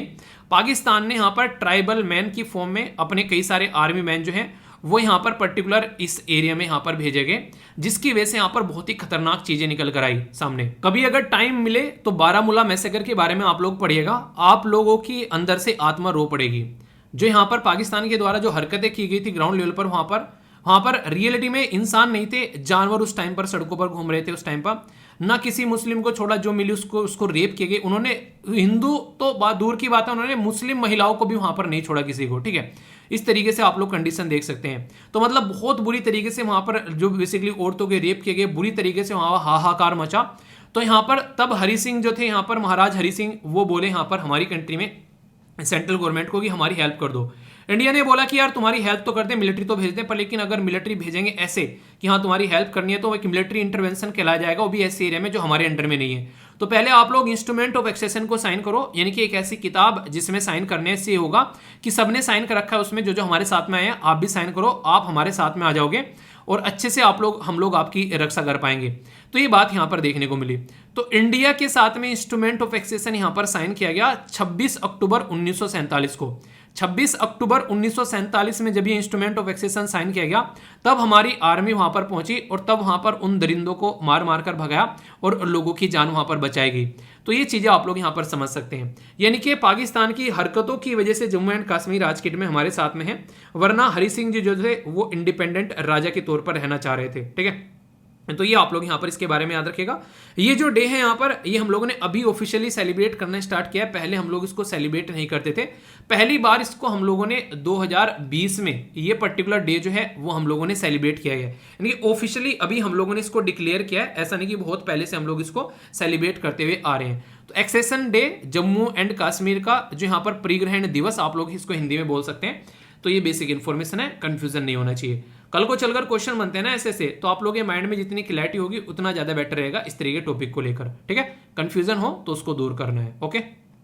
इंटरेस्टिंग और इंपॉर्टेंट इन्फॉर्मेशन भी है एग्जाम के लिए, और वैसे एग्जाम तो बाद में आएगा, उससे पहले यहाँ पर उन लोगों के लिए काफी अच्छी इन्फॉर्मेशन है जो कि बुजुर्ग लोग हो चुके हैं और वो किसी न किसी तरीके की पेंशन के ऊपर यहाँ पर डिपेंडेंट है।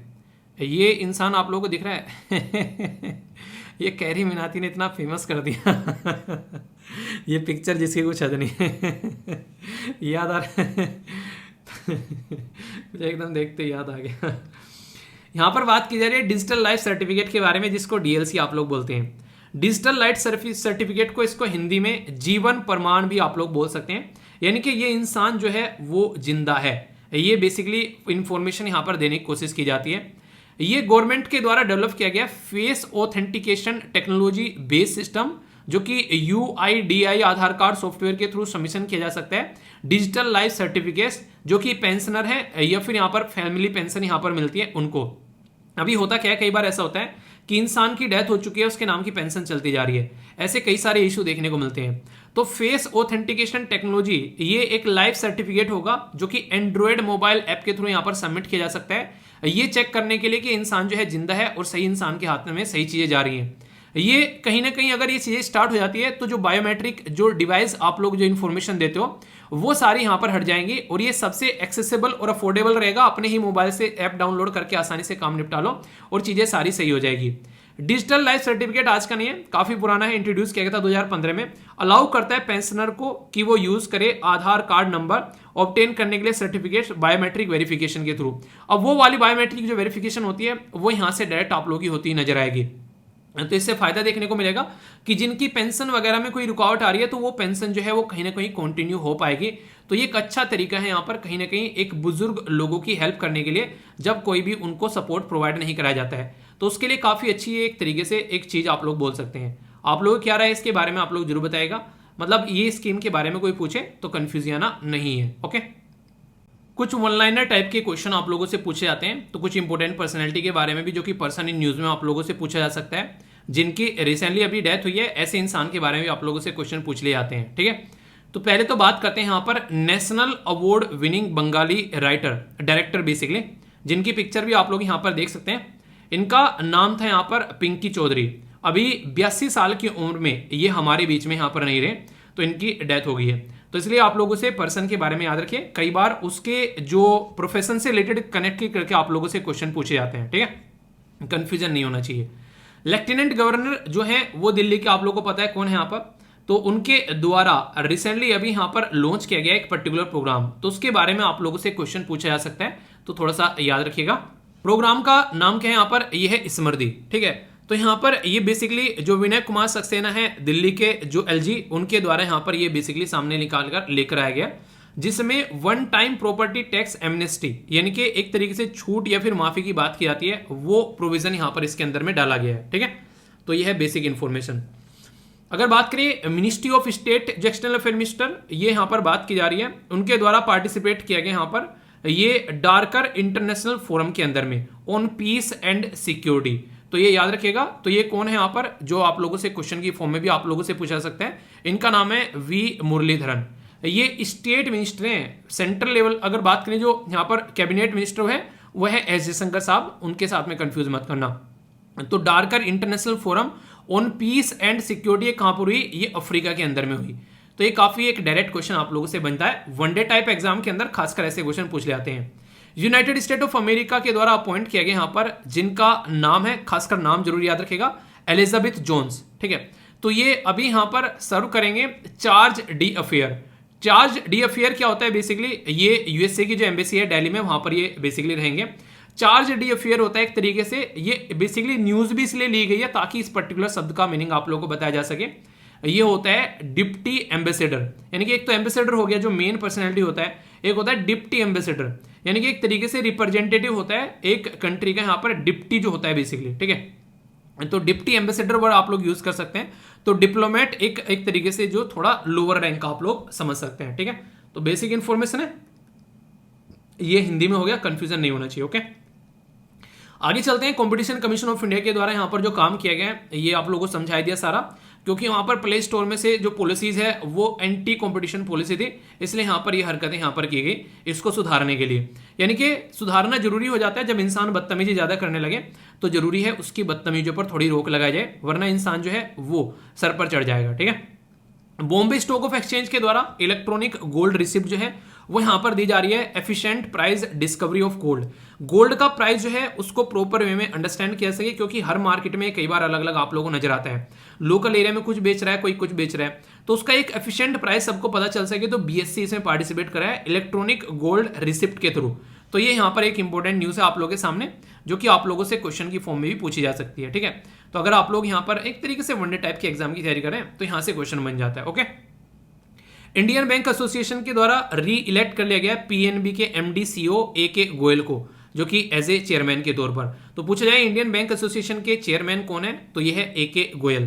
तो ये डायरेक्ट वनडे टाइप एग्जाम में क्वेश्चन आप लोगों का बन जाता है। ठीक है, नेक्स्ट यहाँ पर जो ऋषि साहब है यहाँ पर, वो यहाँ पर अभी ऋषि सनक जो है वो ऑफिशियली यूके के प्राइम मिनिस्टर बन चुके हैं, कंजर्वेटिव पार्टी से निकल कर आते हैं। तो बोला जा रहा था अब तक हम लोग विदेशों को, जो अलग अलग कंट्री को एक बच्चे के द्वारा बेसिकली एक स्टेटस भेजा गया जो मुझे पर्सनली अच्छा लगा, कि दुनिया को डॉक्टर, इंजीनियर, इसी के साथ में साइंटिस्ट, ये सब चीजें तो हम लोग दे रहे थे, अब दुनिया को हम लोगों ने प्राइम मिनिस्टर देने भी स्टार्ट कर दिए। मतलब मीम्स ना इतनी जल्दी बन जाते हैं जिसकी कुछ हद नहीं है। तो वास्तव में ये अच्छी बात है यहाँ पर कि हम दुनिया को अब क्या कर रहे हैं, हम लोग अपने मतलब प्राइम मिनिस्टर भी बना रहे हैं हम लोग। सुनो कि कुछ ऐसा कैसा रहेगा कि दुनिया में हर जगह प्राइम मिनिस्टर या प्रेसिडेंट बने बैठे हो हमारे मूल के हो, यानी कि हम जो है दुनिया को चलाएं, कैसा लगेगा। तो ये बात है बेसिकली। नेक्स्ट यहाँ पर बात की जा रही है किसके बारे में, यहाँ पर बात की जा रही है जो सितरंग, या एक ये सितरंग करके साइक्लोन अभी यहाँ पर बे ऑफ बंगाल में देखने को मिल रहा है। 13 लोगों की जान चली गई, जो कि एक दुखद घटना है। कहां पर? ये बांग्लादेश के अंदर में। ये तो देखिए न्यूज जो है वो दुखद घटना है, पर लेकिन यहां पर एक इंपॉर्टेंट न्यूज मैं आप लोगों को बताऊंगा जिसका क्वेश्चन भी आप लोगों से बन सकता है।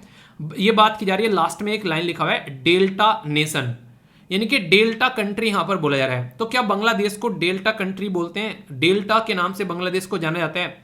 जी हां, बांग्लादेश को डेल्टा के नाम से जाना जाता है। वर्ल्ड में लार्जेस्ट रिवर डेल्टा जो आप लोगों को देखने को मिलता है वो बांग्लादेश के पास में आप लोगों को देखने को मिलेगा। जैसे हमारा मैप यहां पर जाता है तो बांग्लादेश आप लोगों को इधर देखने को मिलता है, ठीक है। तो जो यहां पर ये बांग्लादेश है, तो यहां पर सबसे बड़ा दुनिया का डेल्टा बनता है जो कि आप लोगों को देखने को मिलता है, जिसको आप लोग सुंदरवन डेल्टा बोलते हो। और वहां पर एक सुंदरी ट्री है, उस सुंदरी ट्री के नाम पर उस डेल्टा का नाम रखा गया है सुंदरवन डेल्टा। गंगा और ब्रह्मपुत्रा रिवर मिलकर उस डेल्टा को वहां पर बनाती है। और दुनिया का मोस्ट फर्टाइल यानी कि उपजाऊ जमीन आप लोगों को देखने को मिलती है, इसलिए उसको ग्रीन डेल्टा के नाम से भी हम लोग जानते हैं। कोई पूछने लगे कि ग्रीन डेल्टा, तो वो भी आप लोग याद रखिएगा, उसको ग्रीन डेल्टा के नाम से उसका निक नेम दिया जाता है, जो कि आप लोगों को यहां पर देखने को मिलेगा बांग्लादेश के पास में। तो डेल्टा कंट्री पूछे, न्यूज में है, इस तरीके से कोई क्वेश्चन पूछे तो आप लोग याद रखिएगा। एक छोटा सा क्वेश्चन और मैप बेस्ड आप लोगों से मैं यहां पर पूछूंगा, जो कि आप लोगों से पूछा भी जा सकता है, याद रखिएगा। यहां पर एक द्वीप है, एक आइलैंड है, यहां पर वो पर्टिकुलर जो आइलैंड है वहां पर रोहिंग्या कम्युनिटी को बसाने की बात की गई थी, उस आइलैंड का नाम आप लोगों को बताना है, ठीक है। तो देखता हूं कौन इसका सही आंसर देता है। सही आंसर आप लोगों को देना है, ओके। आगे चलते हैं, क्वेश्चन है उनके आंसर आप लोगों को देने हैं, इसके बाद में फिर आंसर मिलेंगे, तो पहले अच्छे से पार्टिसिपेट करो, फिर आप लोगों को उनके आंसर बताए जाएंगे। पहला क्वेश्चन आप लोगों के सामने, कौन से राज्य या फिर यूनियन टेरिटरी के द्वारा महिला निधि अभी यहां पर स्टार्ट किया गया है? तो महिला निधि जो है वो उत्तर प्रदेश, राजस्थान, वेस्ट बंगाल या फिर उड़ीसा, किसके द्वारा स्टार्ट किया गया है? ये क्वेश्चन का आंसर आप लोगों को देना है, ठीक है। नेक्स्ट क्वेश्चन जो है, ये क्वेश्चन मैंने आप लोगों को पहले बताया था, हालांकि आप लोगों का रिवीजन हो जाएगा। कौन सा इंडियन स्टेट जो है उसके द्वारा लॉन्च किया गया country first virtual school? Karnataka, new Delhi, Telangana या फिर केरला? ये काफी ज्यादा न्यूज में था और इसके बारे में काफी ज्यादा बात भी यहां पर हुई, तो कोई भी आप लोगों को इसके बारे में कंफ्यूजन नहीं होना चाहिए, ठीक है। नेक्स्ट क्वेश्चन है आप लोगों के सामने, ग्रेट हिमालय नेशनल पार्क जो है वो लोकेटेड है in which of the following state? ये आप लोगों को बताना है। हिमाचल प्रदेश, उत्तराखंड, जम्मू एंड कश्मीर या फिर सिक्किम? सही आंसर क्या है? A, B, C, F, D. सही आंसर आप लोगों को बताना है। देखता हूं कौन इसका सही आंसर देता है, तो अच्छे से इसको अटेम्प्ट कीजिएगा, कोई भी कंफ्यूजन आप लोगों को यहां पर नहीं होना चाहिए। नेक्स्ट सी सेट का क्वेश्चन आप लोगों के सामने, आप लोगों को इसको अटेम्प्ट करना है। यहां पर 4 ऑप्शन है आप लोगों के सामने, वीडियो को पॉज कर इसको अटेम्प्ट कर लिया करो, ताकि आप लोग अच्छे से चीजों को अंडरस्टैंड कर सको, ठीक है। तो ये ऐसी चीजें हैं जो आप लोग अपने माइंड में क्लियर रखिएगा। बाकी तब तक मैं आप लोगों को यहां पर एक प्लेस इन न्यूज डिस्कस करता हूं, जो कि है यहां पर क्या, ये यहां पर तावी रिवर के बारे में यहां पर बात की जा रही है। और आप लोगों को पता है जम्मू एंड कश्मीर जो है वो काफी ज्यादा न्यूज में रहता है, तो वहां से रिलेटेड अगर कोई भी रिवर के बारे में कोई क्वेश्चन आप लोगों से पूछा जाए, तो आप लोगों से अच्छा क्वेश्चन यहां पर बन सकता है। बेसिकली आप लोग अच्छी चीजों को समझ सकते हैं, ठीक है। तो इसके बारे में मैं आप लोगों से बात करूंगा काफी अच्छे से, जो कि आप लोग याद रखिएगा। तभी रिवर के बारे में कुछ कुछ बातें आप लोगों को बताऊंगा, जिससे कि आप लोगों से क्वेश्चन भी पूछे तो आप लोगों के माइंड में कोई कंफ्यूजन नहीं होना चाहिए। सबसे पहले तो तवी रिवर जो है वो आप लोगों को जम्मू में देखने को मिलेगी। ये एक ट्रिब्यूटरी है चेनाब रिवर की, यानी कि चेनाब रिवर जो है वो उसकी ट्रिब्यूटरी आप लोगों को नजर आएगी, जो कि क्वेश्चन ही पूछा सकता है। लगभग 141 किलोमीटर लंबी ये रिवर आप लोगों को यहां पर नजर आती है। इसका जो सोर्स है जहां से निकल कर आती है वो है कैलाश कुंद, जो आप लोगों को देखने को मिलेगा। हिल है सोएज हिल, जो कि भद्रवा वाले इन रीजन में आप लोगों को नजर आएगी। तो ये बेसिक इन्फॉर्मेशन है, इसके बारे में हिंदी में भी सारी चीजें आप लोगों को प्रोवाइड करा दी है, ताकि आसान रहे, जो भी यहाँ पर पढ़ना चाहता है तो इसको भी आप लोग पढ़ सकते हैं यहाँ पर, ठीक है। तो ये कोई कंफ्यूजन इसके बारे में आप लोगों को नहीं होना चाहिए, ओके। तो इस तरीके से चीजों को तैयार करना है। अब 5 नए शब्दों के बारे में मैं आप लोगों से बात करूंगा, जो आप लोग की इंग्लिश इंप्रूव करेंगे। एनडीए, सीडीएस, एसएससी, बैंकिंग में, आंसर राइटिंग में या किसी के साथ में स्पीकिंग में पार्टिसिपेट करना है, तो उसमें भी आप लोग अच्छे से परफॉर्म कर पाओगे यहाँ पर। तो ये वोकैबुलरी है, तो आप लोग इनको अच्छे से देखिएगा और सेंटेंस फॉर्म करना है, ठीक है। पहला शब्द आप लोगों के सामने एक्सट्रेनियस। एक्सट्रेनियस का मतलब होता है कि यानी कि इसका कोई मतलब नहीं है, मतलब इसका कोई रिलेशन नहीं है, यानी कि इररिलेवेंट। जो काम आप लोग कर रहे हो उसके साथ में रिलेवेंट न हो, उसको एक्सट्रेनियस बोलते हैं। इररिलेवेंट एक तरीके से जिसका कोई भी रिलेवेंस न हो, यानी कि पढ़ने आप लोग बैठे हुए हैं, आप लोग खोल के बैठ गए व्हाट्सएप, खोल के बैठ गए आप लोग इंस्टाग्राम और रील चटकाए जा रहे हैं, तो वो इररिलेवेंट है, पढ़ाई से कोई मतलब नहीं है उसका। अगर आप लोग बोलो, अगर टाइम मिल रहा है किसी के साथ में जो टॉपिक पढ़ा है उसको डिस्कस कर लो, वो रिलेवेंट है, आप लोग कुछ नया सिखा कर जाएगा। तो इस तरीके से आप लोग बोल सकते हो। मैक्सिमम हम लोग इररिलेवेंट चीजें करते हुए नजर आते हैं, जब हमारे समझ में कुछ नहीं आता है तो उठा के मोबाइल में लग जाते हैं। तो ये चीजें आप लोग अंडरस्टैंड करनी पड़ेंगी। तो एक्सट्रेनियस वर्ड के ऊपर एक अच्छा सेंटेंस आप लोग फॉर्म जरूर कीजिएगा। एक वर्ड है यहाँ पर जो नॉर्मली आप लोग अपने आसपास में इंसान ऐसे देखने को मिल जाएंगे जिनको बोलते हैं स्नोबिस, यानी कि एक ऐसा इंसान जिसके खाने के लाले पड़े हुए हैं पर लेकिन वो दिखाता है ऐसे कि जैसे कि वो इंसान जो है वो अंबानी या फिर अदानी हो, यानी कि टू प्राउड, ऐसे फील करना एक तरीके से धरती पर वो टिकने का नाम ही ना ले, यानी कि वैसे एक स्टेटस नहीं है पर लेकिन अलग ही थलग एक जुगाड़ में रहता है। जरा सा कुछ खरीद लेता है ऐसा लगता है उसको खरीद के लाया साइकिल और लगा कि जैसे खुद का प्राइवेट जेट खरीद लिया हो। तो एक ऐसा इंसान जो अपने आप को एक एलीट ग्रुप दिखाने की कोशिश करता रहता हो पर लेकिन समाज उसको डिसअप्रूव कर दे कि तू इसके लायक नहीं है, तो उसको स्नोबिस बोलते हैं, ठीक है। और जबकि इसके अपोजिट में एक ऐसा इंसान जो कि दुनिया को खरीद सकता है, वो जाके बिहार के एक गांव के अंदर में एक जमीन पर बैठा हुआ, कौन था? वो था बिल गेट्स, ठीक है, रतन टाटा जी। देखो यार, ये लोग हैं जो रियलिटी में अमीर आदमी है, जो दिल के भी अमीर है, पैसे में तो अमीर ही है। तो कभी भी एक तरीके से चीजें दिखाने के लिए नहीं, कभी भी आप लोगों के पास में होनी चाहिए, हमेशा चीजें यूज के बेसिस पर आप लोगों के पास में होनी चाहिए, ना कि दिखाने के बेसिस पर। नेक्स्ट यहाँ पर अनएपेटाइजिंग, यानी कि एक तरीके से ना मजेदार, यानी कि मजा नहीं आया, ठीक है।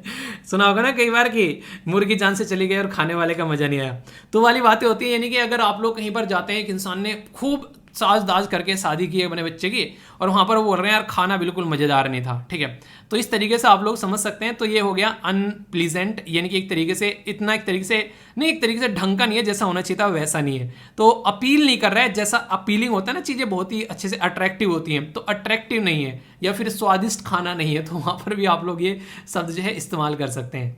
नेक्स्ट जो वर्ड है यहाँ पर, ये है फिनेटिसिज्म, यानी कि कट्टरता बोल सकते हैं, फिर एक्सट्रीम बोल सकते हैं। किसी भी चीज में कोई इंसान ना एक्सट्रीम लेवल पर चला जाए, तो ये आप लोग यहाँ पर बोल सकते हैं, बहुत ही एक्सट्रीमिज्म उसके अंदर में देखने को मिले, तो फेनेटिसिज्म वर्ड जो है वो आप लोग यहाँ पर उसके लिए इस्तेमाल कर सकते हैं। एक शब्द है यहाँ पर, ये आप लोगों ने न्यूज़पेपर में कई बार सुना होगा, इसको बोलते हैं प्रीसेट, यानी कि कुछ ऐसे नियम है, कुछ ऐसे कानून है जिसके बारे में आप लोग बात कर सकते हैं। कुछ ऐसी चीजें हैं जो रूल, डॉक्ट्रिन या प्रिंसिपल भी आप लोग बोल सकते हैं, जो कि एक तरीके से बिहेव को, एक तरीके से नहीं, एक तरीके से general rule intended to regulate behaviour और थॉट, तो वहां पर भी आप लोग इसको इस्तेमाल कर सकते हैं, ठीक है। जैसे मैं बोलता हूं आप लोगों को सोना उठने का टाइम अपना बेसिकली फिक्स कर लेना चाहिए, तो एक तरीके से आप लोग उसको लेकर चल सकते हैं, अच्छा ये सही तरीका है, इस तरीके से इसको लेकर चलना है और इस तरीके से आप लोग काम करना है, तो ये प्रीसेप्ट बेसिकली आप लोग यहां पर बोल सकते हैं उसको। पांचों के पांचों शब्द काफी बेहतरीन है, काफी लार्ज स्केल पर इनका इस्तेमाल किया जाता है, तो थोड़ा सा ध्यान रखिएगा और अच्छे से पार्टिसिपेट कर आप लोगों को इनका अच्छे से आंसर देना है, ठीक है। एसएलवी कमांडो है यहाँ पर खुशी के द्वारा काफी अच्छे से आंसर दिए गए हैं, इनके आंसर एक बार जाके देखिएगा कल की वीडियो के नीचे, जो भी क्वेश्चन पूछे हैं एक एक क्वेश्चन का आंसर काफी डिटेल में इनके द्वारा दिया गया है, तो इसलिए आप लोगों को यहाँ पर पता होना चाहिए, ठीक है। कल जो पर्सन पूछे थे इनके बारे में भी काफी डिटेल में इनके द्वारा यहाँ पर लिखी गई हैं बातें, क्योंकि इनको अभी जो बुकर प्राइज मिला है 2022 का, इसलिए मैं आप लोगों को पढ़ा भी चुका हूं और रिवीजन भी आप लोगों को हो गया, क्वेश्चन मैंने पूछा, तो इस तरीके से पार्टिसिपेट जरूर किया करो। देखिए सबसे बड़ी बात पता है क्या होती है, चीजें चलती तो रहती हैं पर लेकिन जब तक आप लोग खुद से दिल लगाकर पार्टिसिपेट नहीं करोगे तब तक वो रिजल्ट नहीं आने वाला है जैसा आप लोगों को चाहिए। आप लोग खुद सोचो, ये क्वेश्चन तो मैंने सबसे पूछे पर लेकिन कुछ ऐसे ही बच्चे हैं जिनके द्वारा बहुत ही बेहतरीन तरीके से आंसर दिए गए हैं, तो आप लोग अगर उस तरीके से आंसर दे रहे हो तो इसका मतलब सही है, पर लेकिन उस पैटर्न में आप लोग आंसर नहीं दे रहे हो तो इसका मतलब ये कि आप लोग टाइम पास कर रहे हो कि ठीक है हाँ बस आंसर दे देते हैं, एक दो लिख दिया बस, उसके बाद में साइड हो गए। आप लोगों को यहाँ पर थोड़ा सा दिल लगाकर काम करना पड़ेगा। दिल लगाकर मतलब ये इसको काम कैसे देखना पड़ेगा कि हाँ इसी के चलते मुझे जो है अपनी सारी चीजें अच्छे से करनी है और पूरा पढ़ाई पर फोकस करना है, चाहे कुछ भी हो जाए उसको जरा सी भी लापरवाही से नहीं देखना है, तो उसके अंदर कम से कम अपना 100% आप लोगों को देना है, तो वो वाली टेंडेंसी यार रखनी पड़ेगी वरना रिजल्ट नहीं आएगा। तो डिसिप्लिन में रखो और खासकर रिव्यू जरूर, रिकॉल जरूर करना कि आप लोगों ने क्या क्या सुना है, क्या क्या आज क्या आप लोग कितना याद है, तो रिकॉल करिएगा एक बार बैठकर ताकि लंबे समय तक आप लोग चीजें याद रख पाओ, ठीक है। और इसी के साथ में जो भी हिंदी भाषी लोग हैं कुछ कुछ आर्टिकल आप लोग हिंदी में आने स्टार्ट हो जाएंगे, अगर जैसे भी चीजें आप लोग इनको एंजॉय कर सकते हैं, आने वाले टाइम में सारी चीजें आप लोगों को हिंदी और इंग्लिश दोनों में देखने को मिलेगी, जिससे कि अच्छे से आप लोग इसको एंजॉय कर पाओगे, ठीक है। तो आराम आराम से चीजें हो रही हैं, आराम आराम से पैटर्न में आ रही हैं चीजें, तो टाइम से सारी चीजें आप लोगों को देखने को मिलने लगी, तो अच्छे से एंजॉय कर सकते हैं। कोई भी हिंदी मीडियम का बच्चा आप लोग उसको बता सकते हैं कि आप मिल जाती हैं पीपीटी भी, टेलीग्राम पर सारी चीजें आप लोगों को इकट्ठी मिल जाती हैं, उसको जाकर आप लोग अच्छे से एंजॉय कर सकते हैं।